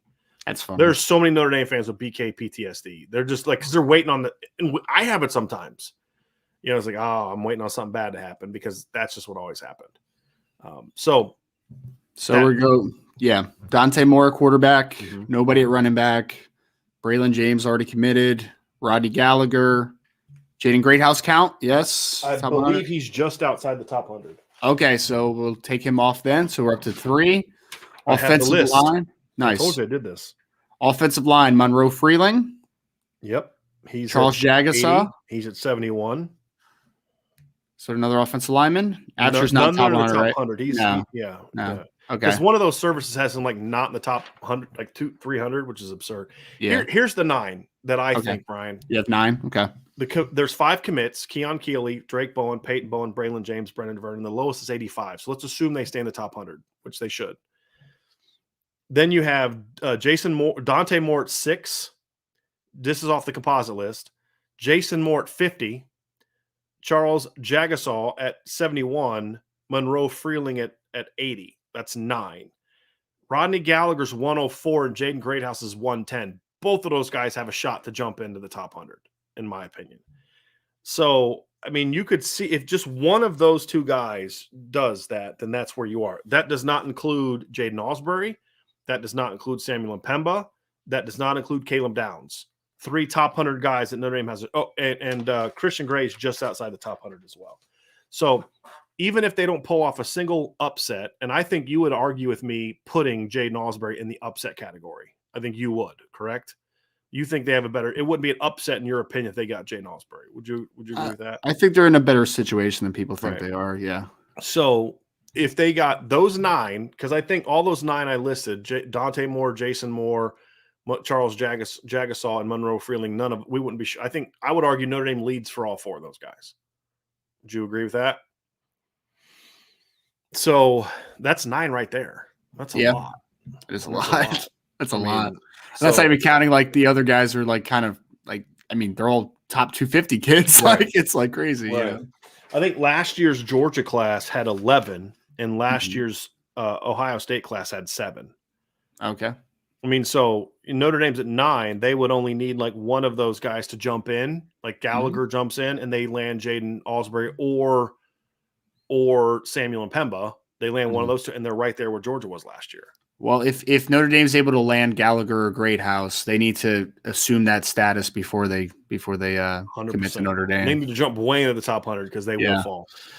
So, and that's the other rub though, right? Ryan is like a lot of the kids that Bama and Georgia got were top 100 guys. They got a decent chunk of them later in the process as those guys moved up the rankings because it's a better storyline and you get more clicks when a kid is uncommitted than when a kid commits super early. Just the reality of it. Yep. Toe Jam 1992 asks, does Tyree go to the draft next year? It's possible. I mean, it depends what type of season he has, right? I mean, that's what comes. We know that when he does, he's going to test really well. He's going to run an insane time. He's going to test really well, probably all the way around athletically from a explosion. Excuse me. I don't know why I couldn't say that word.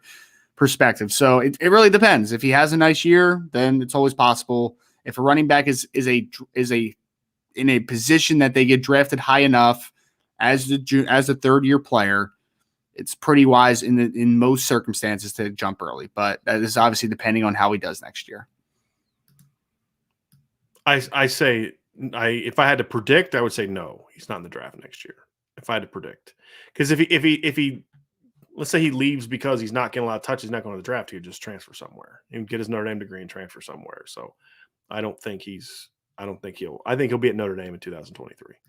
Jack Lassen asks, will SC be the favorite to win the Pac-12 next year? Notre Dame could legit play 3 of the 5 Power 5 conference champs if SC can overperform and Clemson gets back to what they were before last year. Look, I don't even think Clemson has to get back to what they were in the past to win the ACC. The ACC is not very good. I mean, Pitt won it last year. right? Mhm. Pitt lost to, didn't they lose to Bowling Green? You know, Was it Bowling Green? Really? yeah. Because that's the thing is they beat Tennessee and and they lost to Miami. And it's like, if they could have just beat freaking Bowling Green, they would have had a shot to, they might have had a playoff argument to make late in the year. Yeah. They lost to Bowling Green. That's No, awful. Western Michigan. They lost to Western Michigan. That's a little better than Bowling Green. Bowling Green's pretty bad, but yeah. They lost to Western Michigan. Bowling Green beat somebody last year. Who did Bowling Green beat? I remember they upset someone because I think they actually had a little better season than they typically do, right? Well, Bowling Green's been awful. They fired Bradley Gorder. I'm sure that helped. They actually had somebody decent. They beat Minnesota. That's who I knew they beat somebody good last year. They beat Minnesota, went 4-8 and beat Minnesota. Yeah, they lost to Western Michigan, right? Like the ACC stunk last year. The second best team in the ACC was Wake Forest, and Clemson curb stomped them late in the year when they were finally getting going. So, yeah, I think that's Ohio State being the you look at Ohio State being the Big Ten champ, Clemson being the Big Ten champ. I don't think USC is the favorite right now. Could they win it? Yes, of course they could win it. They have a great quarterback, and anytime they have a great talent at quarterback. I don't think he's a great quarterback yet. I think he will be. Yeah. And you have a much better coaching situation than you had a year ago. But they were 4-8. Going from 4-8 to winning the Pac-12, I mean, Utah's not just going to roll over and play dead. That's what I was going to say is Utah would be my favorite right now. Oregon, I'm a lot higher on Bo Nix than you are, but he's a good college quarterback and he fits that system. They've got talent coming back. Oregon's not just going to roll over and play dead. Yeah. So I'm not ready to and UCLA's got even though they lost some guys, they got some good players too. UCLA again, not going to roll over and play dead. They got Charbonnet, DTR's back for the 100th year. Yeah, so seriously, that kid's been around freaking forever. Yep. So I don't think could they win it? Yes. Could your scenario happen? Sure. I'm just not ready to assume it or consider them the favorite. That's my stance on that. 99 problems with BKA1. Am I the only person who, despite being really, really high on Marcus Freeman's staff, thinks 9-3 would be successful for a first-time head coach? Urban's first season at Florida, he went 9-3, and he had been a head coach for 5 years. I want to address the last part, and then you can touch on the first part. Completely different situations. I mean, Urban Meyer's replacing a fired coach. Ron Zook was fired because he wasn't winning.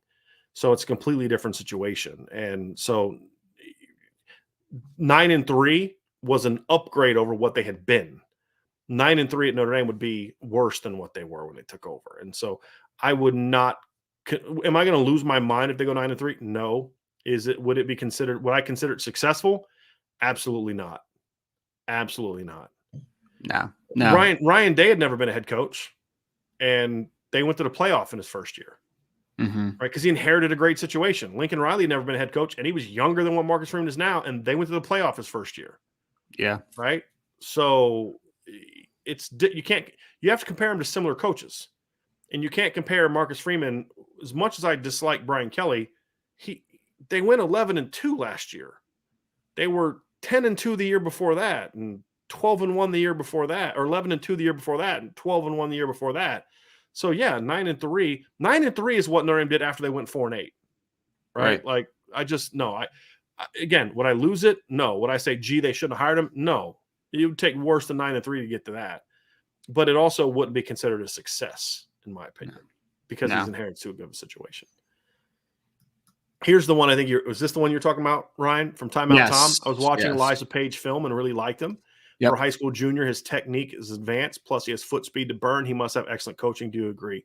Yes, I agree. I think that Pinnacle must have a good offensive line coach, whoever does it over there, because I thought he was very patient, stayed square, good hands, active in pass pro. I liked it. I liked this film a lot, and I thought he was a good athlete too. When you saw him move in space, he looked good. So I like Elijah Page. I think he's got some substantial developmental potential. Obviously, he needs to continue to get stronger, fill out, but I think the tools are there. I like the tools a lot, actually.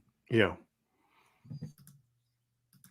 And Bronx ND fan with the IB hat in the background. Love that. Thank you for that. Haven't seen you in a while, so good to see you here in the show. What's the best way to use this stable of running backs without becoming predictable to defenses based on who is in the game? Want to take a crack at that, Ryan? Yeah. Well, I mean, again, you need to find niches for your backs, right? Like you need to find what the roles they kind of fit into. That's why you don't kind of become predictable, because then you can mix and match things. And I think a lot of ways, I would love to see two backs on the field a ton because I think that you can use parts of what each of them do well in various strategies. Like, I mean, for instance, if you're talking like Audric Estime, why not have Audric Estime in the game with a Chris Tyree? Maybe you have two backs and you're in the gun. Motion Chris Tyree behind you. You can either hand off the inside zone to a guy like an Audric Estime. You can pull, maybe throw a little swing screen out to him. You run the speed option, whatever. Like, there's ways that you can use guys in unison to maximize their skill set. So I don't think that it's just simple like, oh man, you got Audric Estime in, he's running power. He's running inside zone. Like, you don't have to do that because these guys don't have limitations, in my opinion. All of these backs, again, like I keep talking about this, but I thought Estime looked really good running routes. Like, I don't think that you have to dumb it down and simplify it to that degree. And I think that there's ways that you can use multiple backs at the same time so that you can't key in on one player's skill set. So I think just using the players appropriately, but together, use them in ways where you can be creative with them. So it's not just, here's inside zone, we know what's coming here. Here's a screen, we know it's here. There's that's kind of where you get in trouble, where people just kind of are like, oh yeah, I know exactly what's coming with that guy. Good answers. Don't disagree. I think the only element that I would add is it also adds to when you have a running back or a quarterback that can run like Tyler Buckner. Mm-hmm. I think it also makes it harder to key on what they're doing. Right. It always makes it harder. And the RPO makes that as well too. But you're right. Everybody does one thing better than the other, but they can all do everything. And that's important. Agree. Mason Sidwell with a super chat. I'm a Colts fan. And with all the wide receivers coming off the board, I was wondering which wide receiver would still be a good pick at number 42, Ryan. It's a good one. I mean, I think, let me take a look at what the board looks like. Is that too high for Sky Moore for you? No, it's not too high for Sky Moore. I like Sky Moore. Yeah, I think Sky Moore is a guy that makes a lot of sense. He's different than what you have. My immediate thought was Christian Watson from North Dakota State because he brings a speed element. But I also would like to give a guy that's just a little bit of a different player to what Michael Pittman is, because Michael Pittman's kind of that big body, 50-50 type vertical dude. So Christian Watson's a guy that's maybe keep an eye on because he's got 4.36 speed, won a lot in the vertical plane of the field as far as being a deep threat. Sky Moore, I think, is a really interesting player because he's not the biggest guy in the world, but like I think he could play outside a ton too. Like I don't think he's just a slot guy. He really kind of understands how to attack leverage. So I'll throw those two guys out there. I think that's something that's I think a little bit unique in today's game though. That it was not there 15, 20 years ago. You could not be, what's he like, 5'10", right? You couldn't. It was hard to be a 5'10" outside receiver. You had to be a bigger guy. Yep.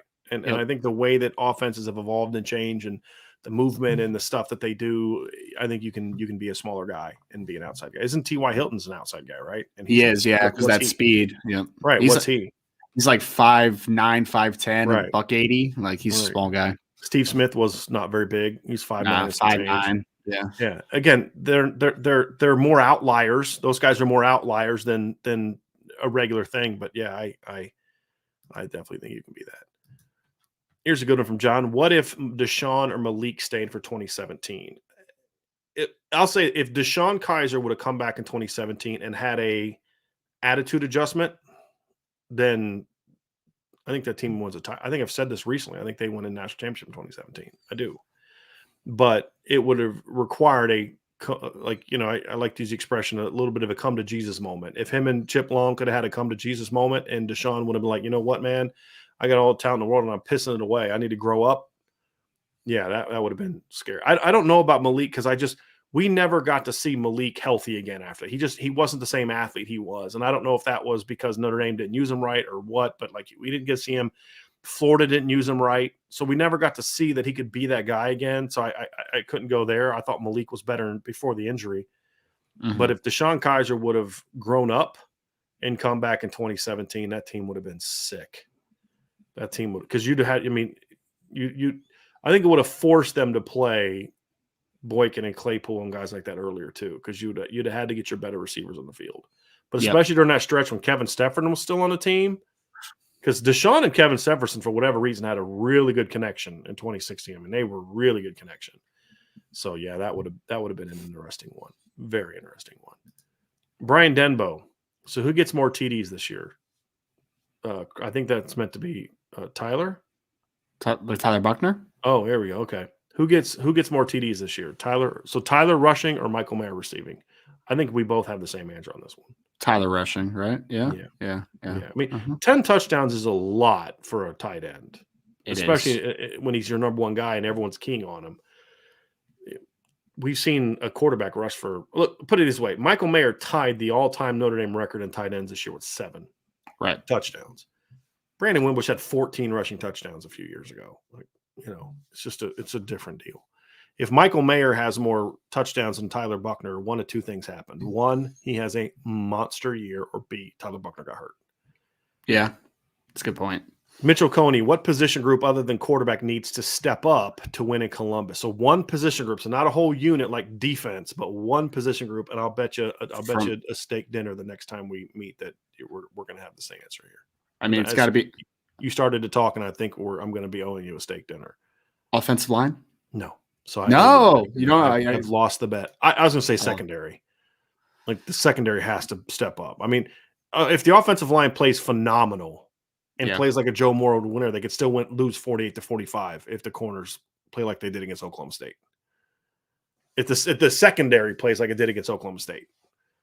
I mean, that's kind of how I look at it, right? So it's fair. It's fair. You know, I don't think your answer's a wrong one or a bad one. It's just, to me, it's like all the other groups could play great if the corners in the secondary doesn't play better. It because of that specific matchup.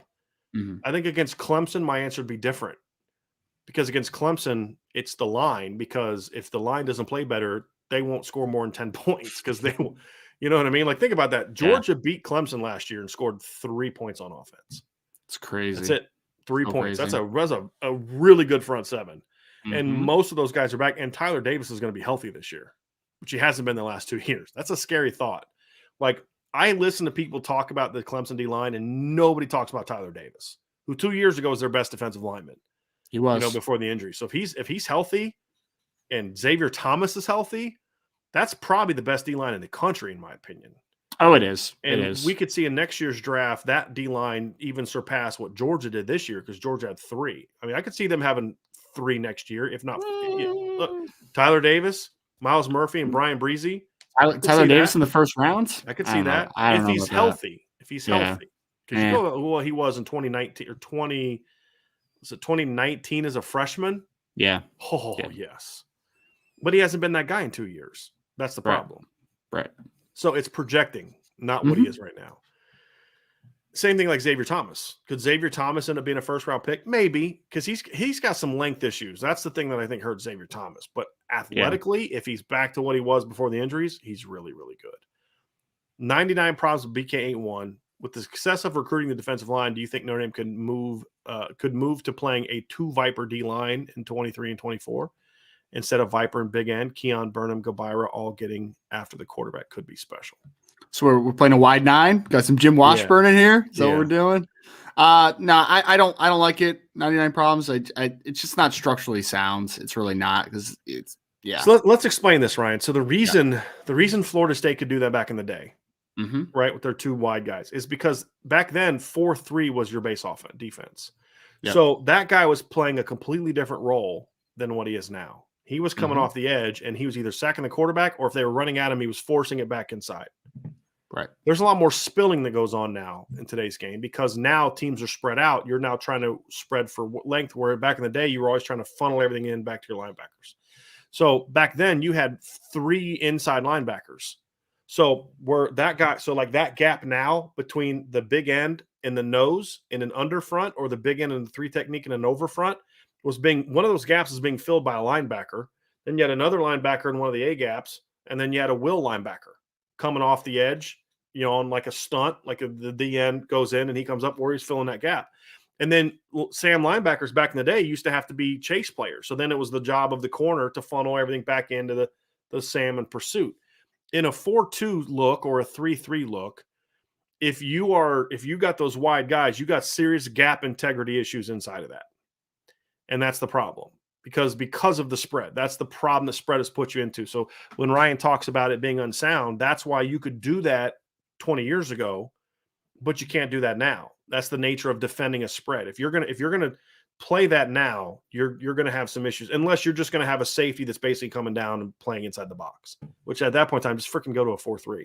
You better have a darn good inside linebacker if that's what you're going to try to do. Yes. So it's just now that doesn't mean we will see that front, Ryan, but we already see that. It's called their nickel package. It's their speed package. When teams are going to throw, they'll still show that, but not a base set, right? Though, not a base, right? Set, and I think people have to understand a 4 down and a 4-2-5 in today's game has to be different than a 4 down in 20 years ago because of that. So that's why we consider like they don't have a true second edge player like you did in the past. And I mean, to me, I don't think you need one the way that especially the teams that they're playing now, in my opinion. So I do like the question. I do think the thinking out the box question, but I would say a guy like Gobira could grow into a big end. I mean, he's got a nice frame. It's going to be a while, but he could do that. Keon can end up being 270 when it's all said and done. So, and present you some really unique opportunities there. But there's a reason that this defensive line class that they're talking about is Jason Moore. Like people are like, you got Jason Moore, Boubacar, Devin Houston, and Brennan Vernon. Like, who's on the edge? I'm like, well, they only got one. So we only need really true one edge. That's what they want at big ends. There's 3 guys that can play big end in this defense and 3 technique, and that's just the nature of it. Keon Kelly's gonna be massive, man. He's got like a Myles Garrett body. He's already starting to fill out a little bit too, Ryan, as we saw from when he was in town for the Blue Gold game. Yeah. Sean Kane, that's a good one. Do you guys see a scenario that Prince Colley, Jordan Patel, and Maris Luafau are the starting linebackers? I think those are the 3 most talented right now. I mean, it's always possible. But so this is where I am at, right? Maris will be on the field. There's no doubt. Jordan Patello has enough talent to challenge for that Rover spot.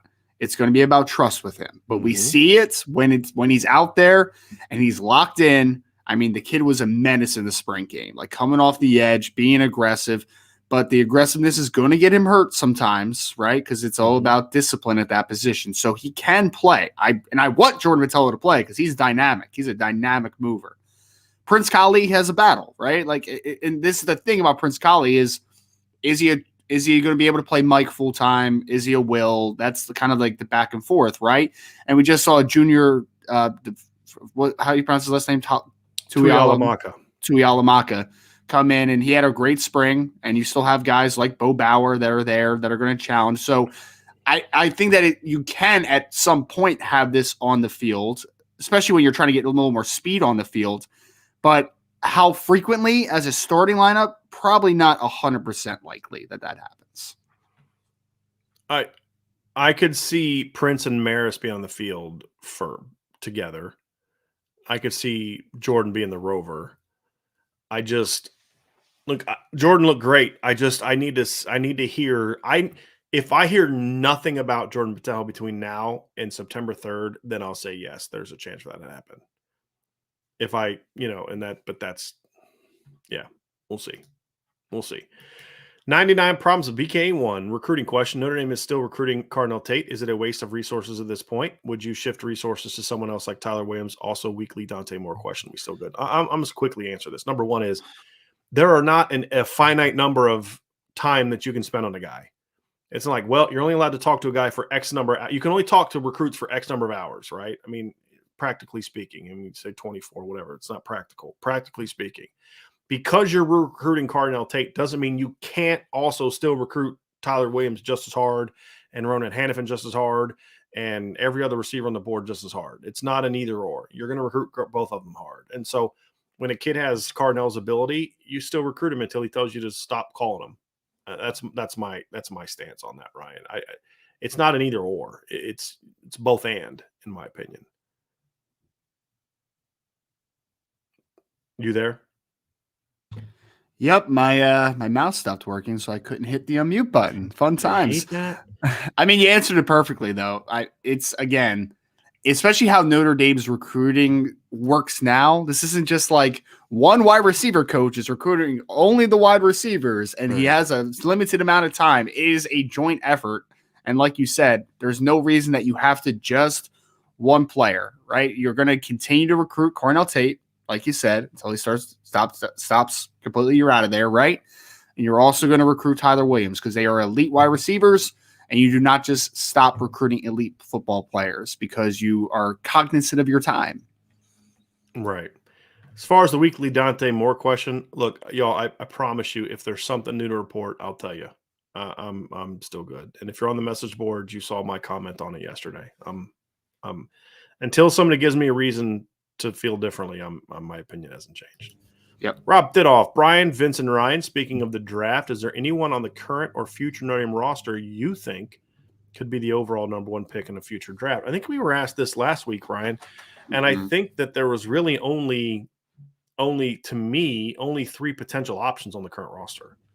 On the current roster? We went down the list, and like we haven't seen a running back pick number one, I don't think, like in decades. I don't think a receiver's ever been picked number one. A tight end has never been picked number one. Michael Mayer could be the best player in the draft next year, and he's not probably going to the top 5. Right? Like it's just so that you got to think about that when you're talking about it's going to be a quarterback, a tackle, a defensive end is about it as number one, right? I mean, and that's just me looking at. I mean, I'm going to look at the NFL, like the history of the number one picks, and I'm going to kind of go right now. So, like, if you look at, you go to position round 1. Let me see here. Pick and round. Here we go. First pick. Here's the list of who's been picked number one in the last 30 years. Defensive end, quarterback, defensive end, quarterback, defensive end, offensive tackle, quarterback, tackle, offensive tackle, quarterback, defensive end, quarterback, about 5 years of quarterback, defensive end, quarterback, offensive tackle, quarterback. Not since Kajana Carter in 1995 as a non-quarterback, defensive end, or offensive tackle gone number one. And then before that, it was receiver Keyshawn Johnson in 96. And then it was defensive tackle. Remember, there was a stretch there where there were some Steve Entman and there's some guys like that. Big Daddy Dan Wilkinson. Yeah, Steve Entman, and then Russell Maryland. But then quarterback, linebacker, quarterback, running back. So since Bo Jackson went number one, since that, there's been one other running back taken number one, and that was 1995. So it's going to be a quarterback, a defensive end, or an offensive tackle, right? Yeah. As much as I love Tyler Buckner right now, I don't view him as a number one overall pick. I don't think of him as Trevor Lawrence and that kind of guy, right? Offensive tackle, I think Blake Fisher has the talent to be a number one overall pick. I do. It's fair. I think Isaiah Foskey, if it wasn't for Williams, I would say maybe. Or Anderson, you mean? Yeah, Anderson. I would say Williams. Yeah. If it wasn't for him, I would say I think that maybe Foskey, if he has just a monster and tests really well. But again, Kayvon Thibodeau just went 5th, right? Like, I mean, that's just that. I don't know what you think of that, Ryan. I mean, you and Will Anderson with him coming out, it's like he'd have to take a big step back, or Foskey would just have to put up monster combine numbers. Yeah, he'd have to test like a historical athlete, right? Because that's why 4.5s, right? Yeah, that's what that's what Walker just did, right? That's why he got drafted first overall, because he ran 4.51 and 272 with a 40-inch vert. Like, it's just very rare the numbers that he put up. I would say the only one that I'm confident in is Blake Fisher, honestly, because 6'6", 335, long arms. He has the look of it, you know. Yeah. And Foskey does to a degree, but I don't know. I just think that the class that he's in next year, like you said, is going to have another dude. Because you can't just say in theory, he could be a number one pick. He has the talent, in my opinion, to be that. But you have to practically look at what next year's draft class looks like. And I just have a hard time seeing him fall behind Will Anderson. Because I also think Will Anderson has a little bit more positional flexibility. I think he projects better to 3. He projects great to a 3-4 and maybe even more to a 3-4.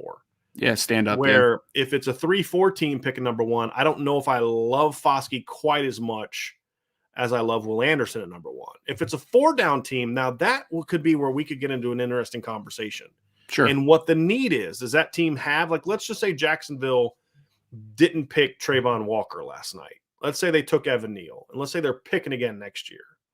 And they have the number one pick. Are they going to take Will Anderson and say, okay, I'm going to play him with the other kid? Why am I drawing a blank on this kid's name? the defensive end. Dallas Turner? No. Wait, who are you talking about? The Jacksonville took a couple years ago. Oh, Josh Allen. Josh Allen. Yeah. Does Anderson and Josh Allen fit together? That's a question. Or would Foskey and there's always those kind of things. But practically speaking, barring some strange circumstance, I just have a hard time seeing Foskey taken ahead of Will Anderson. Yeah. Right now. Yeah. I mean, who knows? Will Anderson could have a down year. He could get injured. I mean, I hope not for the kid's sake. But, just right now, I don't put Joe Walt in that conversation because I think you don't see often a technician being taken number 1 overall. If Evan Neal's not going to be taken number 1 overall, because he's a technician to me, he's not a dominant player. I think there's a misconception about Evan Neal because he's so big that he's like he's more Ronnie Stanley than he is Quentin Nelson, right? He's an athletic kid. He's not brute strong. Right. Well, I mean, like he has strength, but like he's not like he's not a mauler finisher. Right. Exactly. He's Ronnie Stanley, not Mike McGlinchey. I mean, that's as far as style of play. Mm-hmm. So I think those are the one. Now there's a couple kids coming in the incoming freshman class that could be that. I mean, Keon Keeley could be Will Anderson in my opinion. I think he's that good. I mean, I'm not talking numbers wise. That's weird. Impact. Will Anderson is not going to have the same numbers next year they had this year.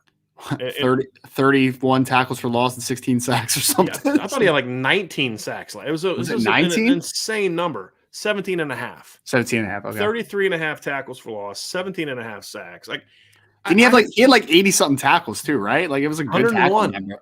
Oh my god. Yeah, 57 solos, right? So that's crazy. I mean, I don't see him repeating those numbers, but it doesn't mean he's not going to be just as good, if not better. I mean, it's like we made that case about Foskey. Foskey may not have as many sacks this year as he did last year. Doesn't mean he won't be a better player. I hope he does, but doesn't necessarily mean that he's not. So good. Ryan, I'm telling you, man, like it's 2 hours in and it's going by fast because there's so many good questions today. You guys are bringing it big time today. Joel Eason, other than Clemson and Boston College, 2022 has to be one of the worst home game schedules in recent memory. Can you think of a worse home game schedule? I'd be PO'd if I were 2020. It was a garbage home schedule because you had Clemson and then it was the rest of the ACC teams. Notre Dame's had a lot of bad home schedules in recent years. Lot of bad home schedules. No, I'm not going to agree with you on this one because I think it's like I like Cal coming into town. It's a team you don't see very often. I think that's pretty cool.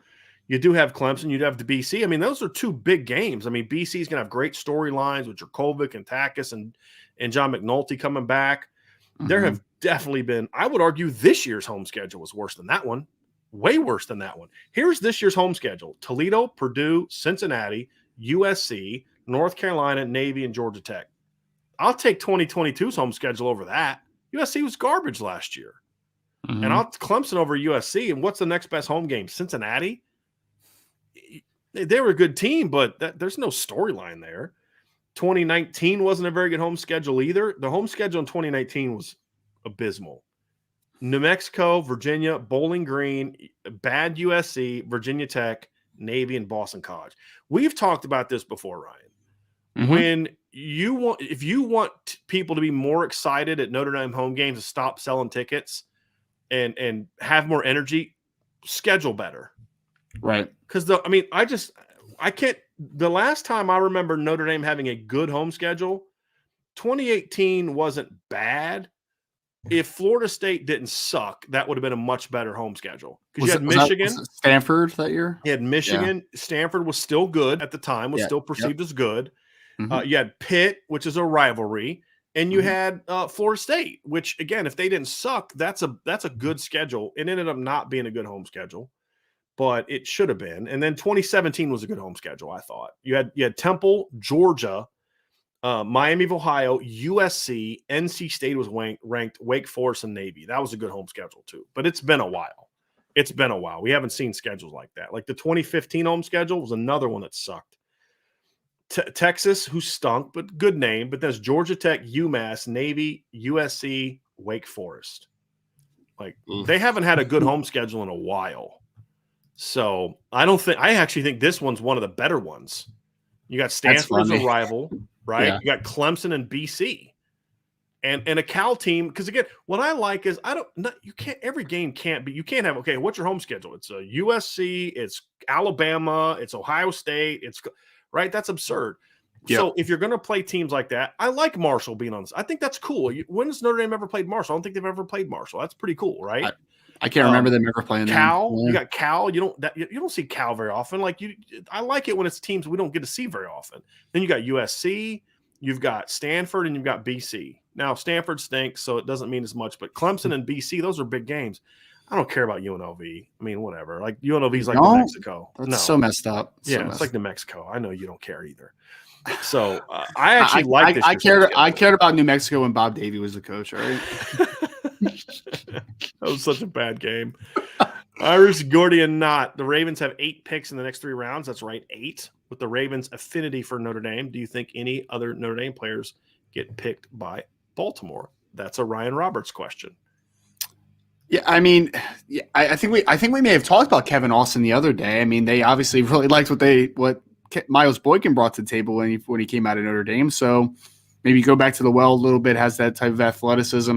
I think the Ravens are always looking to upgrade running back too. I know they have J.K. Dobbins coming back, but they had a lot of injuries last year at the running back room. So getting a guy like a Kyron Williams would make sense to me.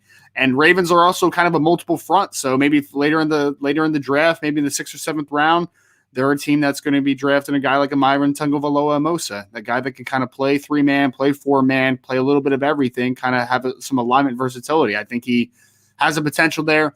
I don't think they'll be in the Jack Cohn market just because him and Lamar Jackson are a little different of players. But yeah, I think Kyron makes you'd say that's too high though, right? Like next 3 rounds would be too high for Jack. Yeah, next 3 rounds. Yeah, so we're going into the 4th round. Yeah. Oh yeah, it would be high for Myron too. Then, so I'll just stick with Kyron Williams and Kevin Austin for this one. Then. All right, let's go. Zach Martin. Notre Dame will have back-to-back NFL drafts with the best value in JOC and Kyle Hamilton. It's wild. That's fair. It's fair. Yeah. There was a couple crazy values in the draft. I mean, Baltimore got another great value with Linderbaum at 25.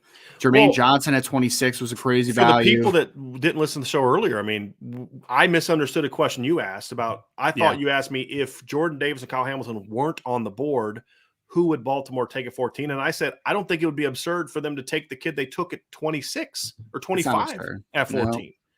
So then to get him at 25 is good value. But yeah, I would say, because if you're of the belief that Kyle Hamilton is one of the 5 best players in the draft, then 14 is great value for him. Yep. Because you're not paying top 5 money for a position that you don't want to pay top dollar for.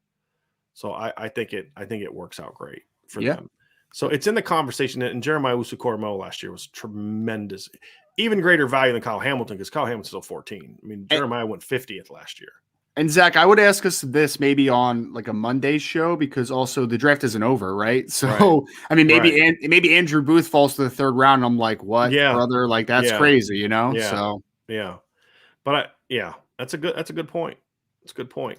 Jordan Schreiber says, could Notre Dame have taken Osita's twin if they wanted? So if for those that don't know, Ikem Ekwonu, who went 6th to the Carolina Panthers last night, is the fraternal twin brother of Osita Ekwonu. They could have taken him, but he was one of those kids that was a late bloomer. Nobody really big looked at him. That's why I went to NC State.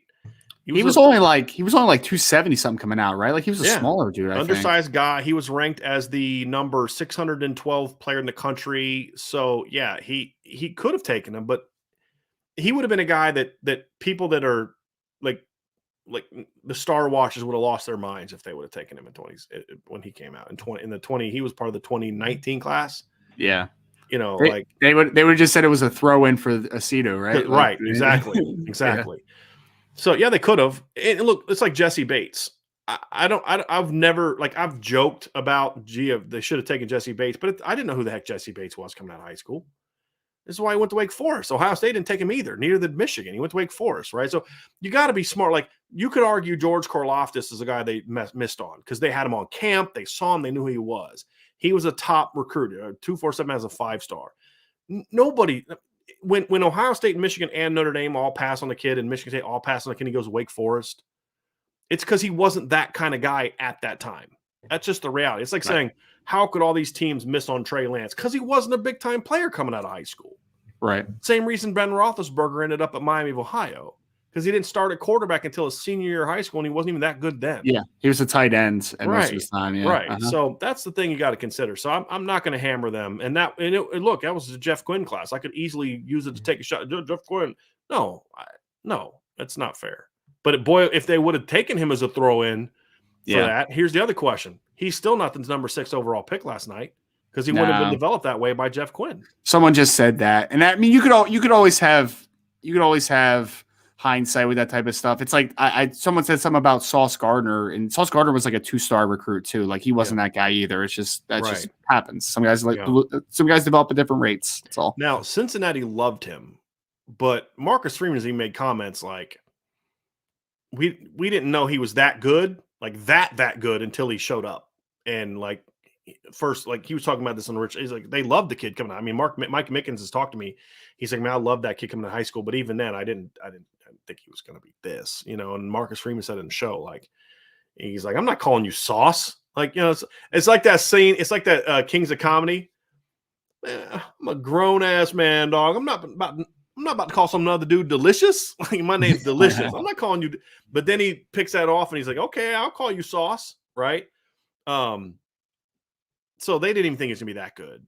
Like Notre Dame didn't think Tyler Eifert was going to be what he did, because that otherwise they wouldn't have taken him over. They wouldn't have taken Jake Golick over him, right? And they wouldn't have needed him to come to camp and earn a scholarship. So it's just the nature. It's the nature of the beast. It just happens, and more so in football than basketball. It's rare that you see a kid like that. Like the Ja Morants are unicorns that they go to a Murray State or whatever and develop. Yeah, more so in football, in my opinion. Amos Burton, hey guys, can you speak a bit on how you thought Marcus Freeman represented Notre Dame yesterday at the draft? There was an interview that included Day on game day, as well as interactions with Sauce and Kyle Hamilton. I didn't see the interview. Yeah, I didn't see the interview. He was exactly what he always is. Marcus Freeman always represents Notre Dame well, and yesterday was no different. I mean, I thought it was silly from ESPN to bring up. They asked him about being a 13-point underdog Ohio State as he's sitting right next to Ryan Day. It's like, what are you guys trying to do here? Like, is this like the Jerry Springer show? Like, but it's ESPN. But he was one of the best dressed dudes at the draft. That green suit, that was. Yeah, I'm not surprised about that at all. Yeah. You know who else had a nice suit? It pains me to say this, but I liked Aiden Hutchinson's look last night. Yeah, that was sweet. Yeah. When did pants not going down past your ankles become a thing? I didn't know it was a thing either. So I don't know. Thing apparently. So I'm not the person to ask about that. I'm not the person to ask about that. Yeah. Charles Lynch, recruiting classes seem to have a position group that is very strong and others not so strong, and the next year another group is stronger. 2022 linebacker, 2023 D line. Why do we not see multiple? So I believe Charles is referring to Notre Dame. Okay. So I'll speak to. I mean, the first one is just sort of I can't explain it, and nationally I can't explain why some years there's not as many good linemen as others. Right. As far as Notre Dame, I would say that's what happens when you don't have a strong recruiting staff top to bottom. That's what happens, right? I mean, Clark Lee, great defensive coordinator, mediocre recruiter when he was at Notre Dame. So linebacking classes had some good years, but not great years. You whiffed a couple times. Safety with Terry Joseph, I mean, there's not Kyle Hamilton. No, Mike Elko. They were leading for Kyle Hamilton when Mike Elko left. Mm-hmm. Right. That was just Terry, don't screw it up. Right. It's not having great recruiting coaches. And that's why this current staff that's the thing I think both of us like about the potential of this class, Ryan, is it has a potential to not have any holes. And, like last year's class, great class, finished 6th overall, has holes. Right. Yeah. And, you signed one receiver. He was a great player, but you only signed one. So, I mean, love Steve Angeli. Glad he's come along. Should have had Drew Aller. I'm sorry. You should have. Cade Klubnik wanted an offer from Notre Dame. He was very interested in Notre Dame, and they were like, "Nah, we're good." So I'm sorry. I'm getting sidetracked in this chat right now. Now we're talking about the pants that doesn't cover your ankles. They're explaining why we now basically are wearing spandex. Well, they said Jared Rhodes asked Brian and Ryan, no IB pants that stop at the shins in the pipeline. Yeah, I don't get it. Like, I don't understand it. We should get it in the IB store though. Just to have. It's like I've tried to find the tracksuits. Everybody wanted the tracksuits so we could be the IB Mafia, and they just don't sell them. I'm gonna have to try to find those some way somehow. John A1, my draft question: can Ekwonu be a this is for you, Ryan, because you're gonna have a very strong opinion on this one. Can Icky Ekwonu be a quality NFL left tackle? I think he lacks patience to thrive there. I think my Panthers had the right idea and picked the wrong guy. I agree with you, John. I think I put it on. If you go look at the instant reaction piece I had on the message board, I think you're on there. You definitely are on there. And I basically, so the thing with Icky Ekwonu is he's one of the most dominant run blockers that I've ever evaluated, but pass blocking is rough right now, man. And there's reasons why it's rough. One, he's just an overly aggressive player. And you saw it against Clemson last year against Miles Murphy. You saw it against Florida State against Jermaine Johnson. When he doesn't put his hands in good position early when he jump sets, he gets in really bad positions. And he has good length for the position, but he's not able to recover against those longer dudes, right? So I think there is some technical work that can happen that he can be better at it, but I naturally just don't think he's comfortable working in space. Like, I don't think that he's a natural vertical setter. I don't think he's a natural 45-degree setter. He's a jump setter. So in a specific offense for like the Baltimore Ravens, for instance, right, where you're running the ball a ton, you're doing a lot of RPO, and you're asking your guy to have a lot of run action and jump set a ton, I think he could be a quality left tackle. I do. But in most offenses in the NFL, with how they are navigating space a little more, I think he's going to have a little trouble. I do. I think he might be better inside long term, which is not a problem because I think he can be a Pro Bowl guard. So it's not a knock at him at all. But I do think there are some limitations to him at left tackle. I think he plays more like a guard than he does a left tackle. I don't think he's comfortable in a traditional pass set. Good answer. May say K, like that's why I gave it. May say K, I wouldn't mind the Steelers getting Kevin Austin, Chase Claypool, Miles Boykin, getting Austin. Period. See, this is why putting a period in there makes sense. Claypool, Boykin, and Austin would be the Notre Dame package. Yeah, I mean, you got the long athletic Notre Dame guys that need to develop in one spot. So, I mean, let's see what happens, man. I asked you about this one last night because I wasn't familiar with him. Notre Dame 2164 says, "What do you got?" My question was more about the need because I don't know the player. But so you and I talked about this one a little bit. But Notre Dame 2164, what do you guys think about the Dallas Cowboys pick at 24? Offensive tackle named Tyler Smith from Tulsa. Yeah, so I mean, I was texting with Brian about, just the need for Dallas. So obviously they lost Connor Williams this year, the left guard. He's now with Miami. They lost Lyle Collins. He's in Cincinnati now. So there's potential opening at right tackle and inside at guard.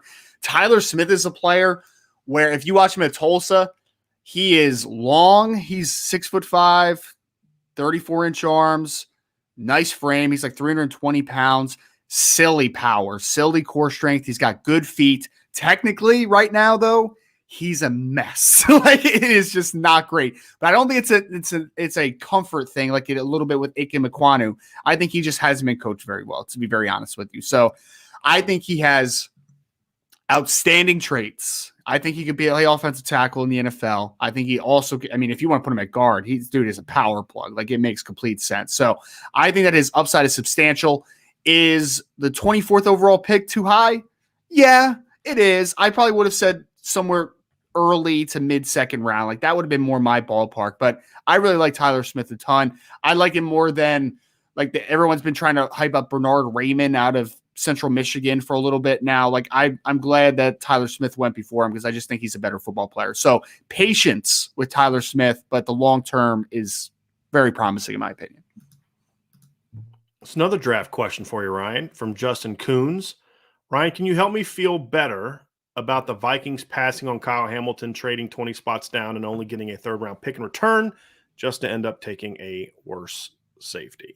I can't help you. I'm sorry, sir. I can't. It's not even so much the passing of Kyle Hamilton, which I probably I don't know if I would have taken Kyle Hamilton, but either way, it's not really about passing for Kyle Hamilton. It's the fact that you traded back 20 spots, and you, like you said, you only got a 3rd round pick back, right? So that's a massive jump in a 1st round conversation. So I wish I could help you. The one saving grace I will say is I think that you did get a really good player at 32. I like Lewisine out of Georgia. I think he's a really talented player, and I think he might fit better with Harrison Smith than a Kyle Hamilton would, honestly, from a schematic perspective. He's not a better player than Kyle, but he's a different player than Kyle. So I like the player that you got at 32, but the value to trade back 20 spots and only pick up an additional 3rd is not great. I'm sorry. I think the only thing I could say, Ryan, and we mentioned this on the earlier show, is I just don't know how well Kyle Hamilton and Harrison Smith would fit in the same secondary because they're very similar players. And so unless you're drafting Kyle to be Harrison Smith's replacement, I don't think that would make – I think they had bigger needs, in my opinion, at that spot. So, pick up a 3rd round pick. And look, in this draft, I would argue that the 3rd round pick carries a lot more value than it does in other years. So I think there's a good football. That's what's great about this draft, Ryan. Like it is going to be, I think that to your point earlier about value, I think you're going to see a lot more teams getting great value in rounds 2 and 3 than they got in the top 15 and 20. I agree. I think the makeup of the draft. I think there's going to be some teams that also are going to start trading some picks here in the next couple of days where they want 2023 capital. I think that's going to be a thing too. Because people want to move up in 2023 because there's going to be higher top end guys. Absolutely. Exactly. Absolutely right. Good observation. Tommy Guns with a super chat. Thank you, Tommy. I only ever asked about Jagasol.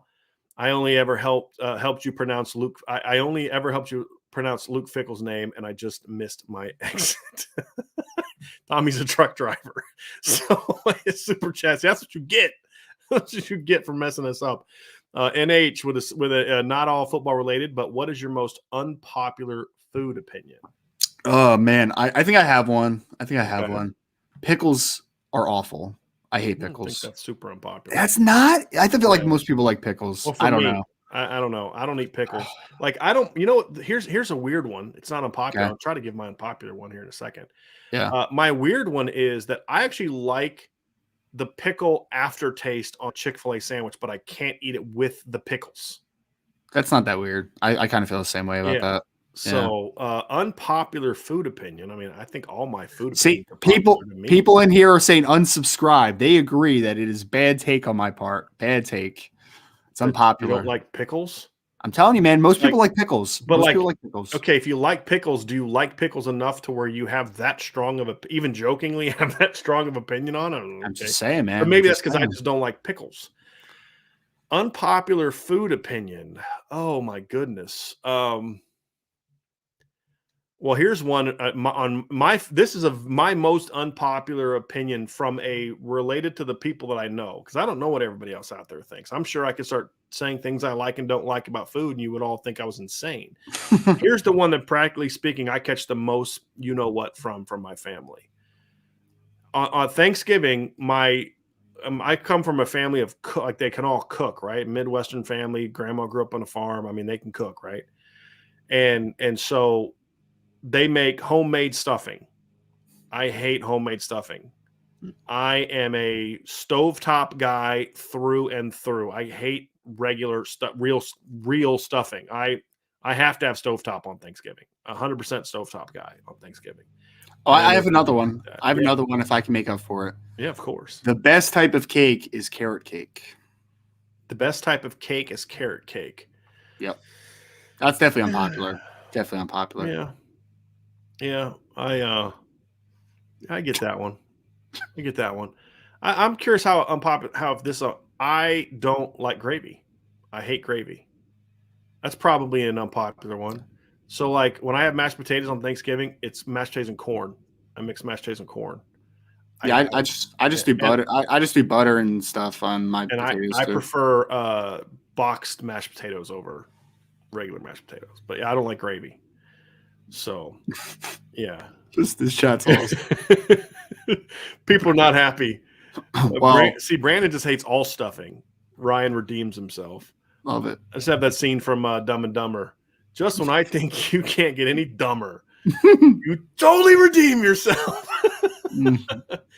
Oh, Tom out, Tom. That's a terrible take. I hate steak, love pickles. My dad doesn't really like steak, and I love steak.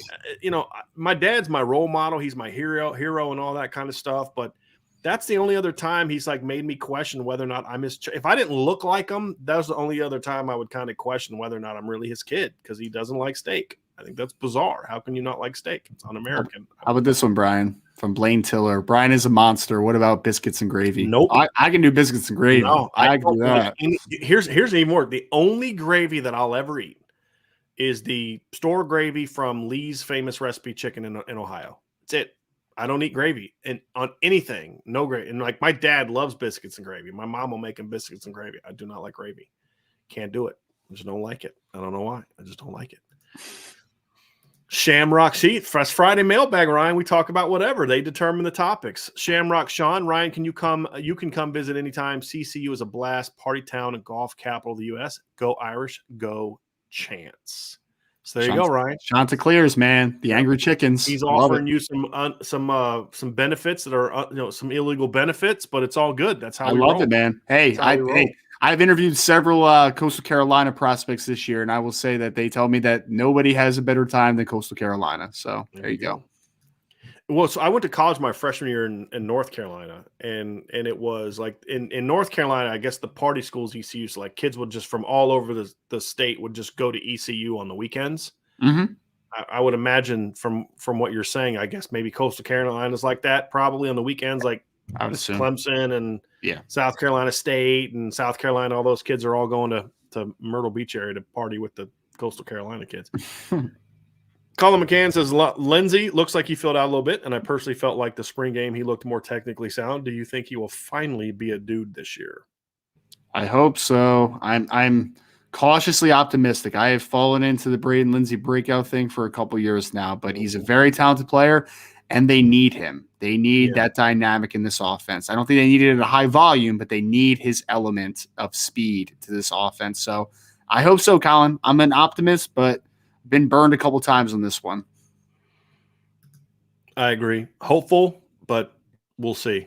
Jordan Schreiber says, how did you grade Ben Roethlisberger going into the draft? Was that a little bit before your time, Ryan? Yeah, that was 2004. I was 13. So I guarantee you had a mock draft in 2013. I did. You were 13. I did have a tablet where I used to write notes down and stuff. Yeah, I did. But I did not officially grade Ben Roethlisberger. Okay.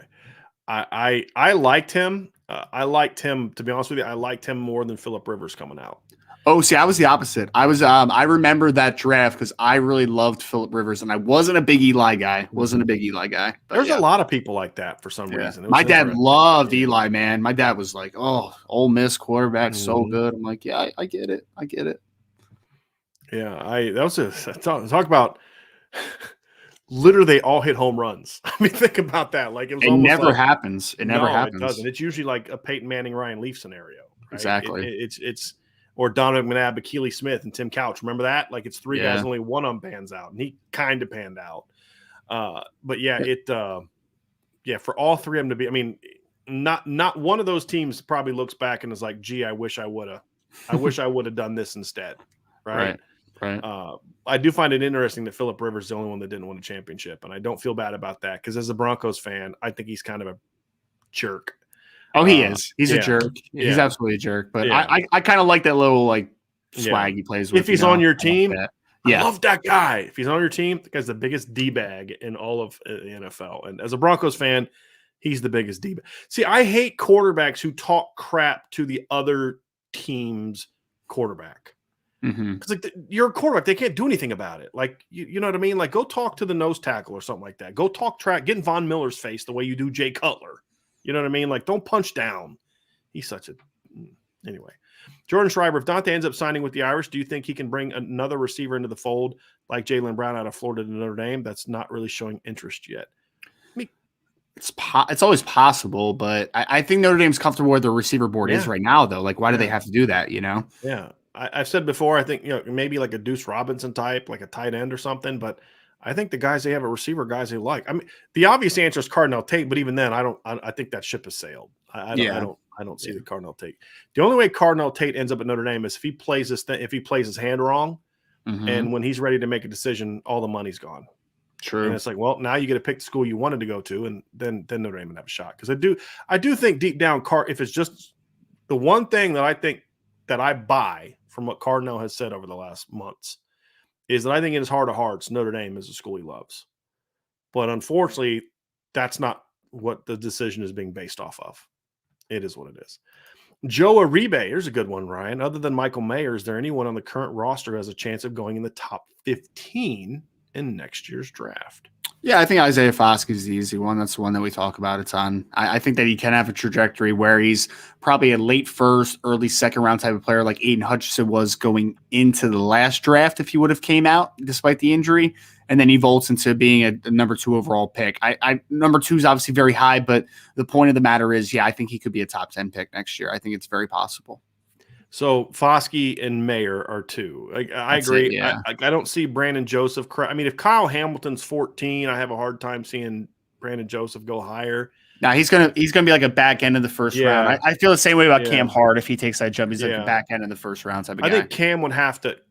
Here's the only exception to that, Ryan, is if Cam has the kind of year we think we can, and he just puts up absurd combine numbers. Like if he goes out to the combine and runs like a 4.38 or a 4.41 and has a great year because of, I mean, we just saw it. Teams love long corners, right? Mm-hmm. The thing is, obviously, Ahmed Gardner did that for 3 years. He was dominant for 3 years. So if Cam has an All-American season and then tests like a monster, that would be the only exception. But it would be the testing would be the only exception. And that's with no context of I have any clue what next year's corner draft class is going to look like, right? Like I have no clue. So it could be such a deep class that I'd be like, oh no, he's not going to crack those guys. I'm just saying, without any other context of who else is in the draft, he would be the only other guy. Like, I don't care how good Jarrett Patterson is next year. If Tyler Linderbaum is going 25th, Jarrett Patterson's not going to the top 15, in my opinion. Right, he's not going to get drafted higher than Zach Martin. That's really high for a center, and I would, I don't see that. Jason Ademiolo is not going to be top 15. There's nobody else that I could see in that scenario, like nobody else. So Brandon Joseph and Cam Hart are the only guys that I think it'd even be a conversation about. And Jason Ademiolo is just the size is always going to be the thing for him at that position. So, but if he has a monster year, maybe we can revisit that. But I don't see that. I mean, I see it being at best, like you said, Ryan, in the 20s. What I think would be an even more fun conversation. We're actually going to talk about this. It's going to be one of our shows next week. Ryan and I are going to get together and we're going to talk about next year's draft class. I already started working on the piece. Oh yeah, I think next year's draft class could be. It's not going. And here's the thing: it's not going to be a super deep draft class, most likely. Yeah, but a lot of high value. Like two of their best players aren't even going to be eligible for the draft next year. And think about that. You know what I mean? But it's got a chance to be really, really good. And like, what if Marist has a monster year? You know what I mean? There's all these conversations. So we're going to do a show about that. It's going to be a lot of fun. I need to say something, y'all. When these spam things drop up in the chat, don't respond to it. We see it. Ryan deals with it right away. When you start talking about it for 5 minutes, it only adds to what they're trying to do. Just ignore it and we'll handle it. Okay? I got them out really quick too. Real quick. Real quick. Zach Martin, who is this year's Bo Bauer, a freshman who is a special team standout. Good one. Joshua Burnham. Burnham's one that popped in my head quick. The first two that popped in my head were Burnham and Nolan Ziegler. Ziegler's a good one too. Yeah. Those are the first two that popped in my head. And if I had to go with one of the two, I'd probably go with Nolan. I'd probably go with him on that one. But you could Junior, Jalen Sneed. I mean, Jaden Mickey. Yeah, Jaden Mickey's going to play a lot of special teams this year on the coverage teams, obviously. Yeah. Yep. Sean Kane, my take after watching the Blue Gold game is we can finally put the national media excuse that Notre Dame lacks speed to bed. This team is fast on both sides of the ball. I can't disagree with you on that. No. I mean, if Notre Dame's not good this year, not a playoff team, it won't be because they lack speed. It may be they lack speed in a spot. I still look at that other corner position, right?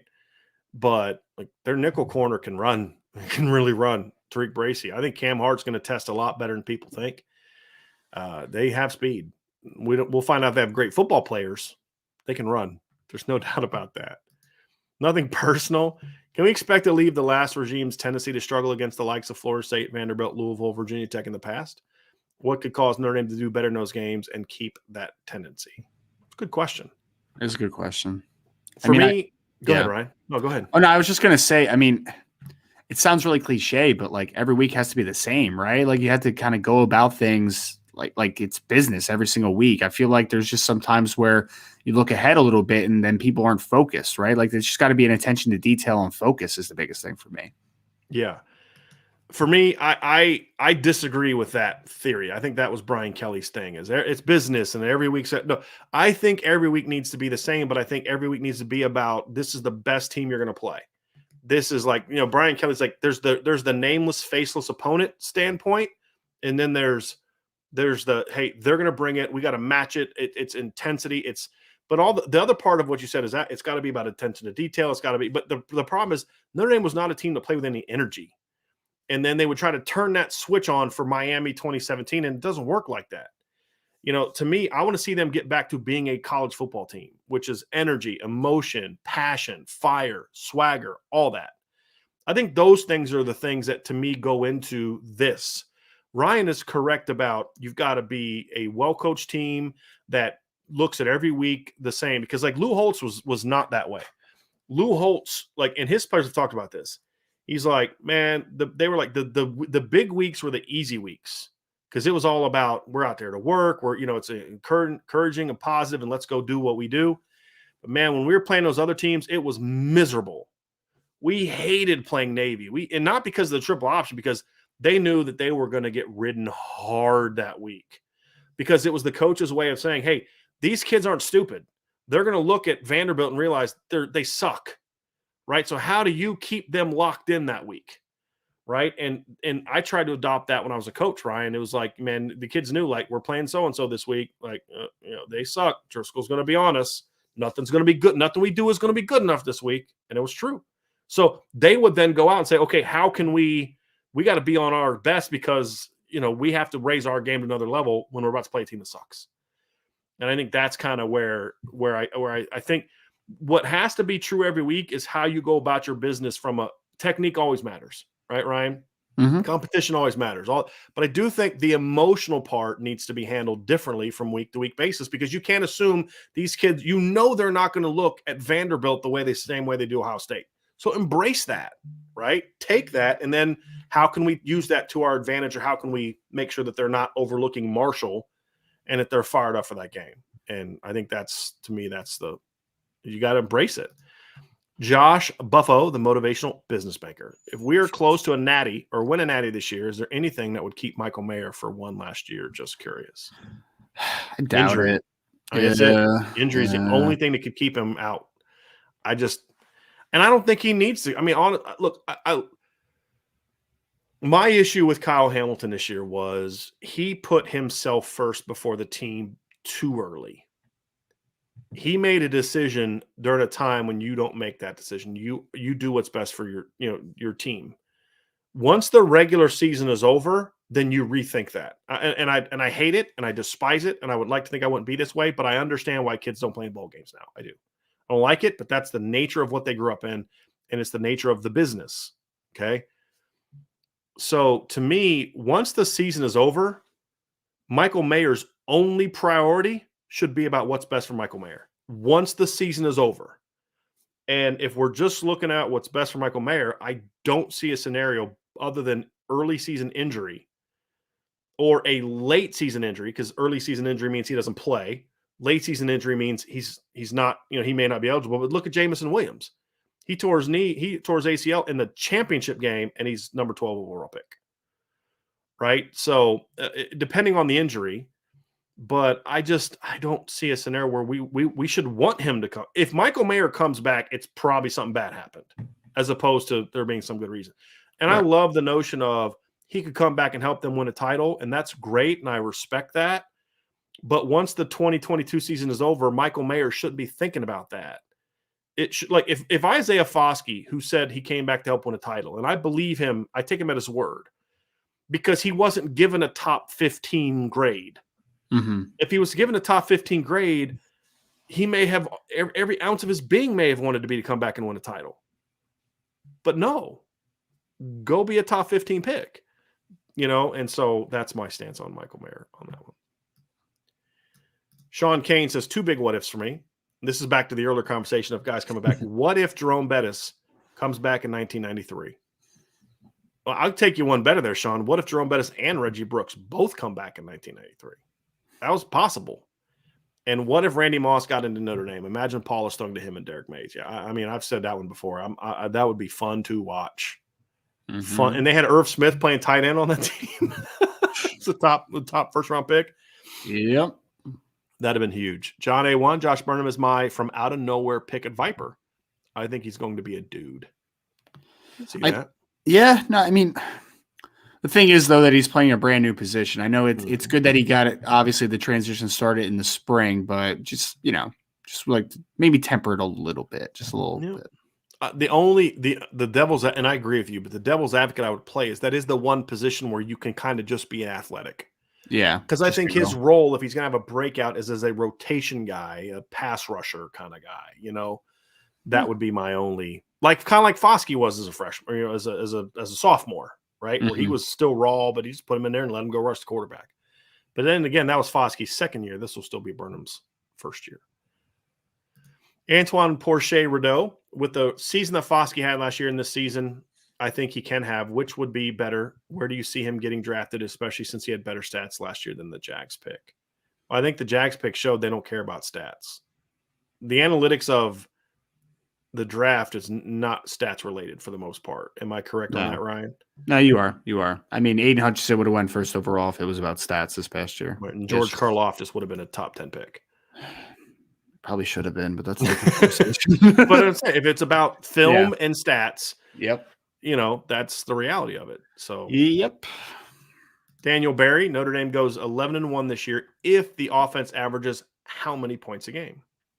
11-1. I'm going to say 36. I'm going to go 38. 38. Yeah, I'm going to go 38 because even at 11-1, I think you got to be really good on offense to go 11-1 this year.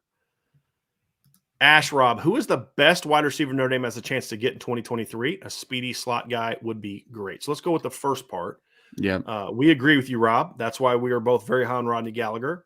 Who was the best wide receiver Notre Dame has a chance to get in 2020 besides Braylon James, who's already in the class? Yeah, I would say realistic because we've already talked about the Cornell ship. It's kind of sailing. So I would say Rodney Gallagher. He's the guy for me, and he fits into that speedy slot mold that Ash Rob was talking about as well. I'd go Gallagher as well because I don't view Tyler Williams as an option right now, and I don't view Cornell Tate as an option. So if we have a chance to get, but we'll find out. I know Tom Maurice is going to go down there and see him this week. I know Chansey Stuckey's trying to get involved with him again. We'll see if that works out. Michael says, Brian or Ryan, anything new in regards to, this is kind of bringing in line to receiver, 2023 Florida receiver target Tyler Williams. Have seen Reese is visiting the school. Would be thrilled if Notre Dame can get him to officially visit in June. Thanks. If he comes out in the next week or two and sets a visit date to Notre Dame, I'll talk about Tyler Williams. I mean, we broke his film down because he is a stud talent-wise. But, I got to see it. Tyler Benge, coach posted in the message board, but rank the order for a coach. Dynamic recruiter, dynamic teacher, dynamic scheme and in-game adjuster. Obviously needs to be all three, but what's the wishful thinking? So, what's priority list? Are we talking about a head coach or are we talking about position let's coach? go assistant. Okay. Yeah, because these are all kind of like, day-to-day. Yeah, these look like assistant type of things for me. So I would say it's in order for me then already. I think I'd flip it. I'd flip it. Yeah. I would always put coaching. I would always put the coaching aspect, the teaching aspect number one.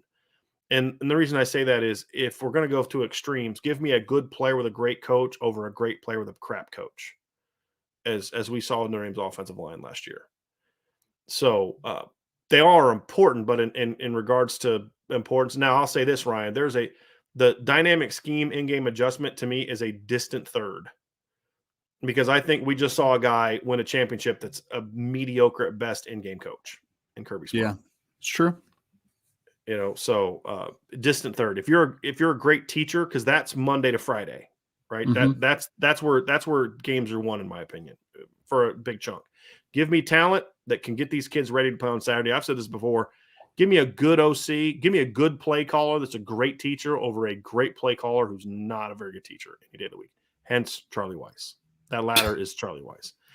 99 problems, BK81. And that's not a shot at Charlie. Well, it kind of is for college. It's not a shot for him in the NFL. It doesn't matter in the NFL, but in college, you got to be a teacher.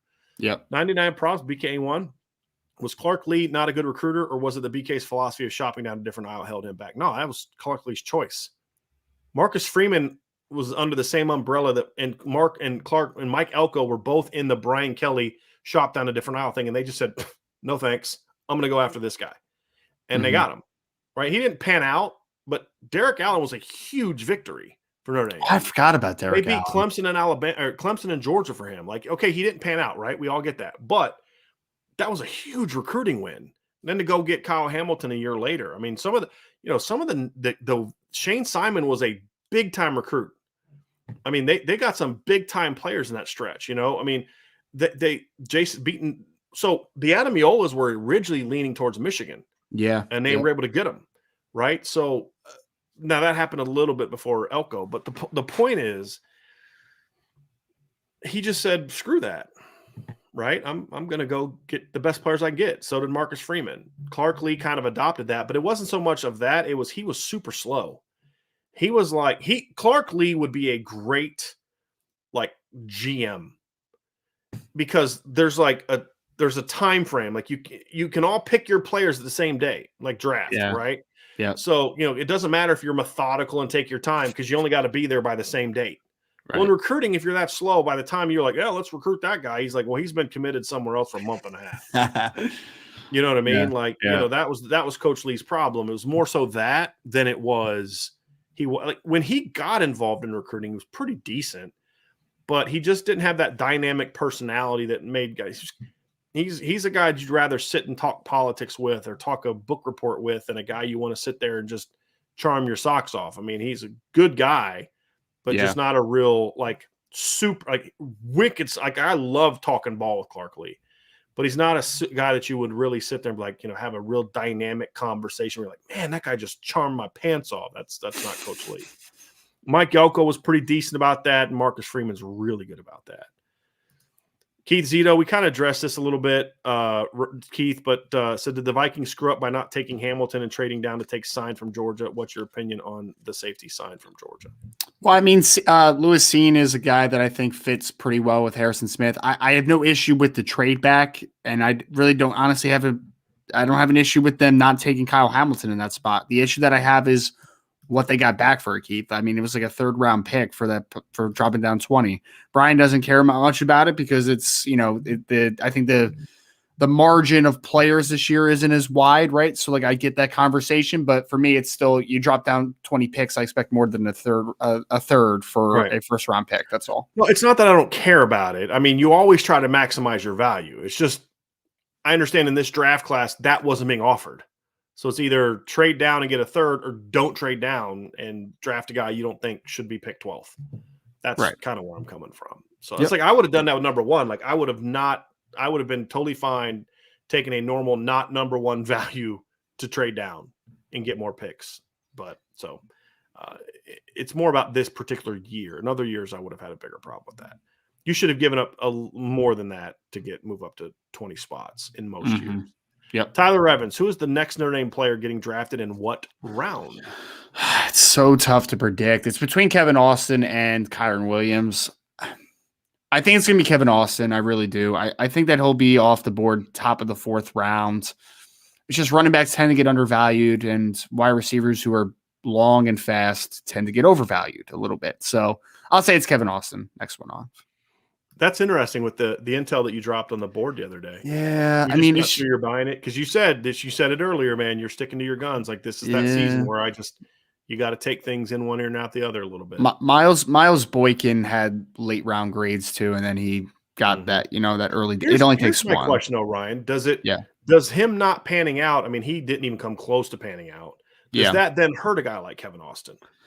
I mean, a little bit, but you can also point to. I know Chase was up and down last year, but like Chase has mostly been pretty good since Pittsburgh drafted him. So I think Chase that also produced does a longer help. period of time, though. Like Chase was a starter Yeah. for 3 years for Notre Dame, not Sure. the 1 year wonder that those other guys are.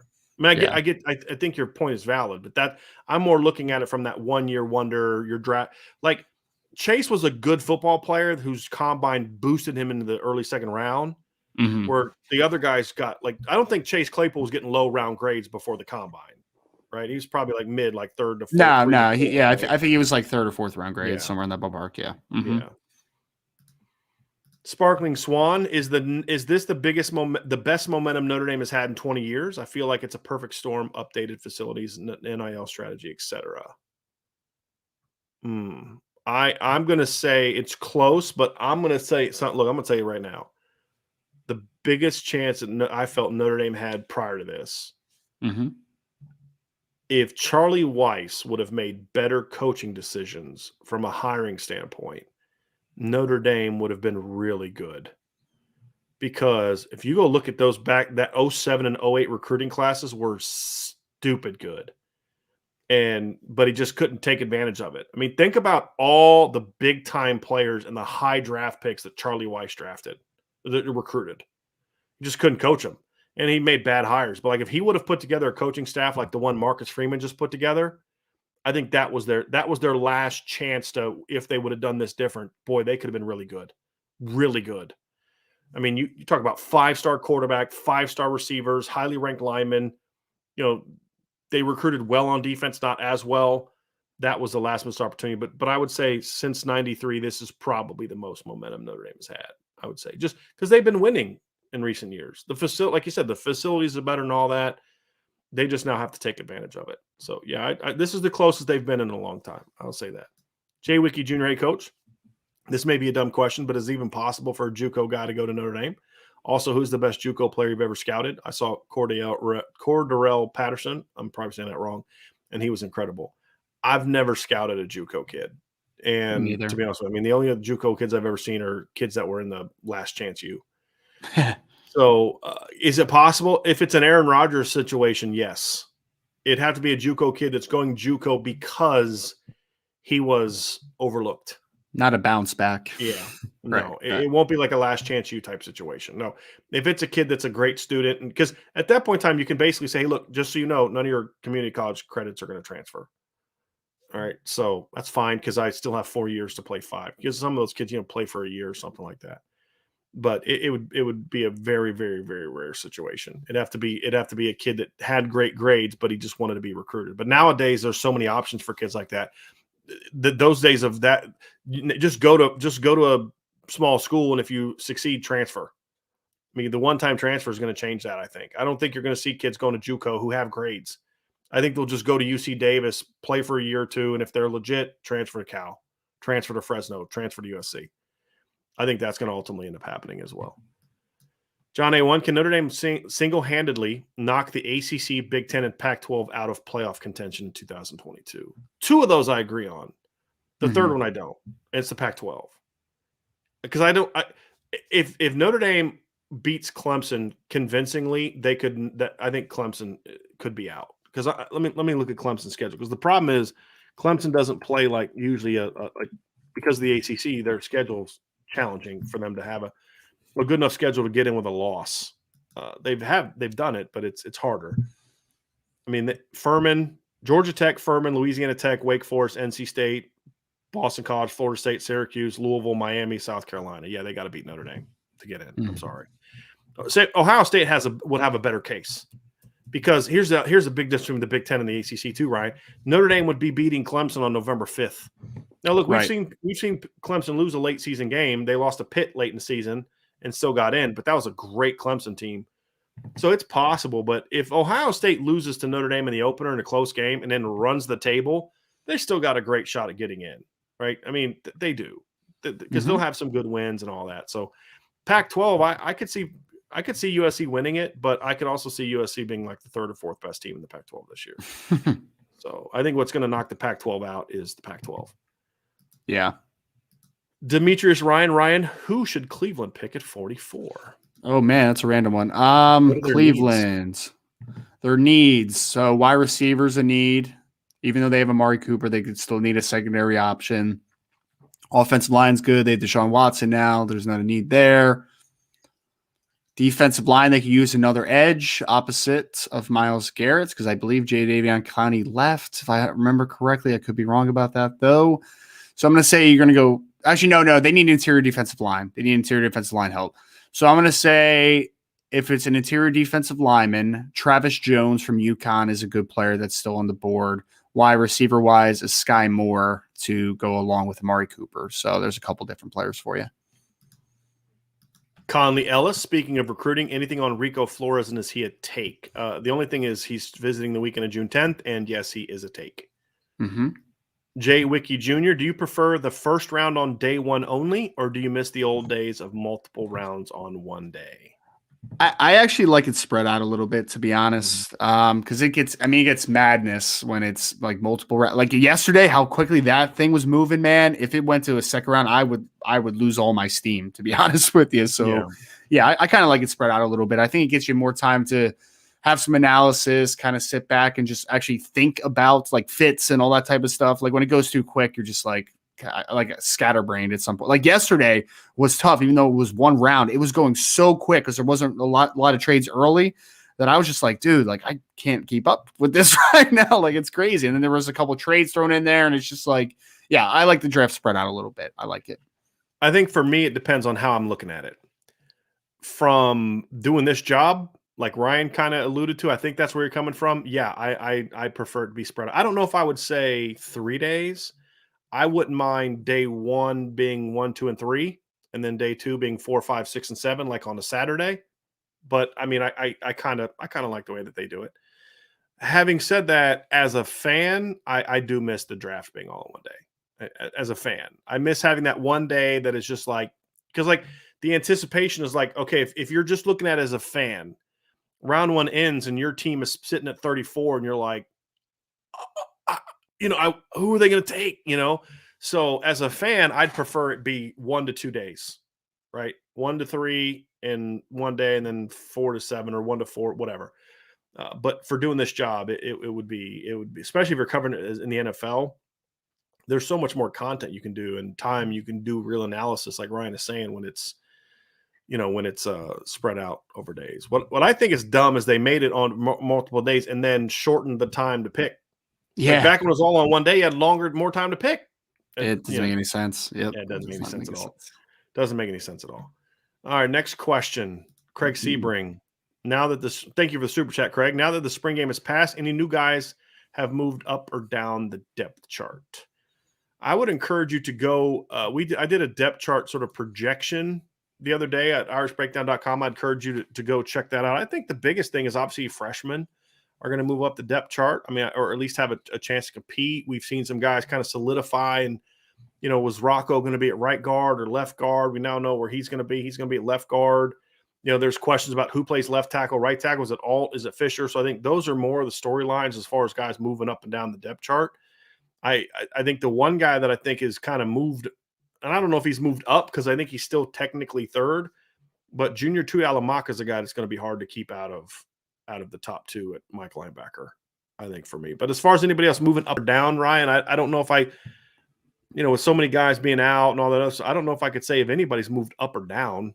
I just think guys are more challenging for a role as opposed to necessarily moving up or down. Yeah, I agree. I mean, it's you wouldn't quantify like a Jaden Mickey as moving up or down, right? Like he's just trying to get his footing into because he's probably still in the same place in the depth chart as he was going into the spring, right? I mean, it's not like he passed anybody that, but he's going to have he has a chance to do it now, right? I mean, that's, yeah, we'll see. Yep.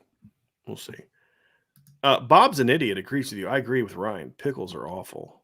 Absolutely. I mean, you got to have some people on your side, right? No argument, man. John A1 with another question: Would playing the last few games of the season affected where Kyle Hamilton was taken? I want to get your stance on this first, Ryan, and then I'm going to give mine. Look, there's definitely going to be some evaluators and decision makers that will ask about the situation And if they find that he was able to still play and he did not want to play, again, it's his personal decision. I have no opinion on this. I'm just telling you that there will be evaluators that will hold that against him. They will. I know for a fact. There were teams last year that took players that opted out of the season completely off their board. Mm-hmm. They don't love football, right? Quote unquote. Right. It's not a fair assessment for most kids. For most some, players. yeah. For some, yeah. For most, I mean, I would say like a decent portion of it, right? But yes, it is a part of a factor, John. I don't know how much it would have bumped him. I don't know if it was held against him to a high degree. I don't know if it was held against him at all. I'm just telling you that is a conversation that does happen. Yes. I think for Kyle, for me, is a combination of factors that this was a part of, in my opinion. I think especially too, for me, I would look at the whole you opted out thing depending on what team you're playing for. Like if your team sucks, I'm like, you know what, man, I get it. You're like, what are you going to go out there for and get your brains beat in every week? But like you're looking at Notre, like, dude, you got a chance to play for championship. And I do know this. I can say it now that he's been drafted. There were a lot of Kyle's teammates that were not happy that he was telling people, if we come back for the playoff, if we make the playoff, I'm coming back. There were some teammates of his that didn't like that very much and let it be known they didn't like that very much. Because like, wait a minute, we're not good enough for you to come back for now? Because the reality is, here's the fact, Ryan. He could have come back sooner. I've heard no one like other than Brian Kelly publicly, which Brian Kelly has to say that. You cannot go after Kyle Hamilton publicly that way. It would have been the wrong move.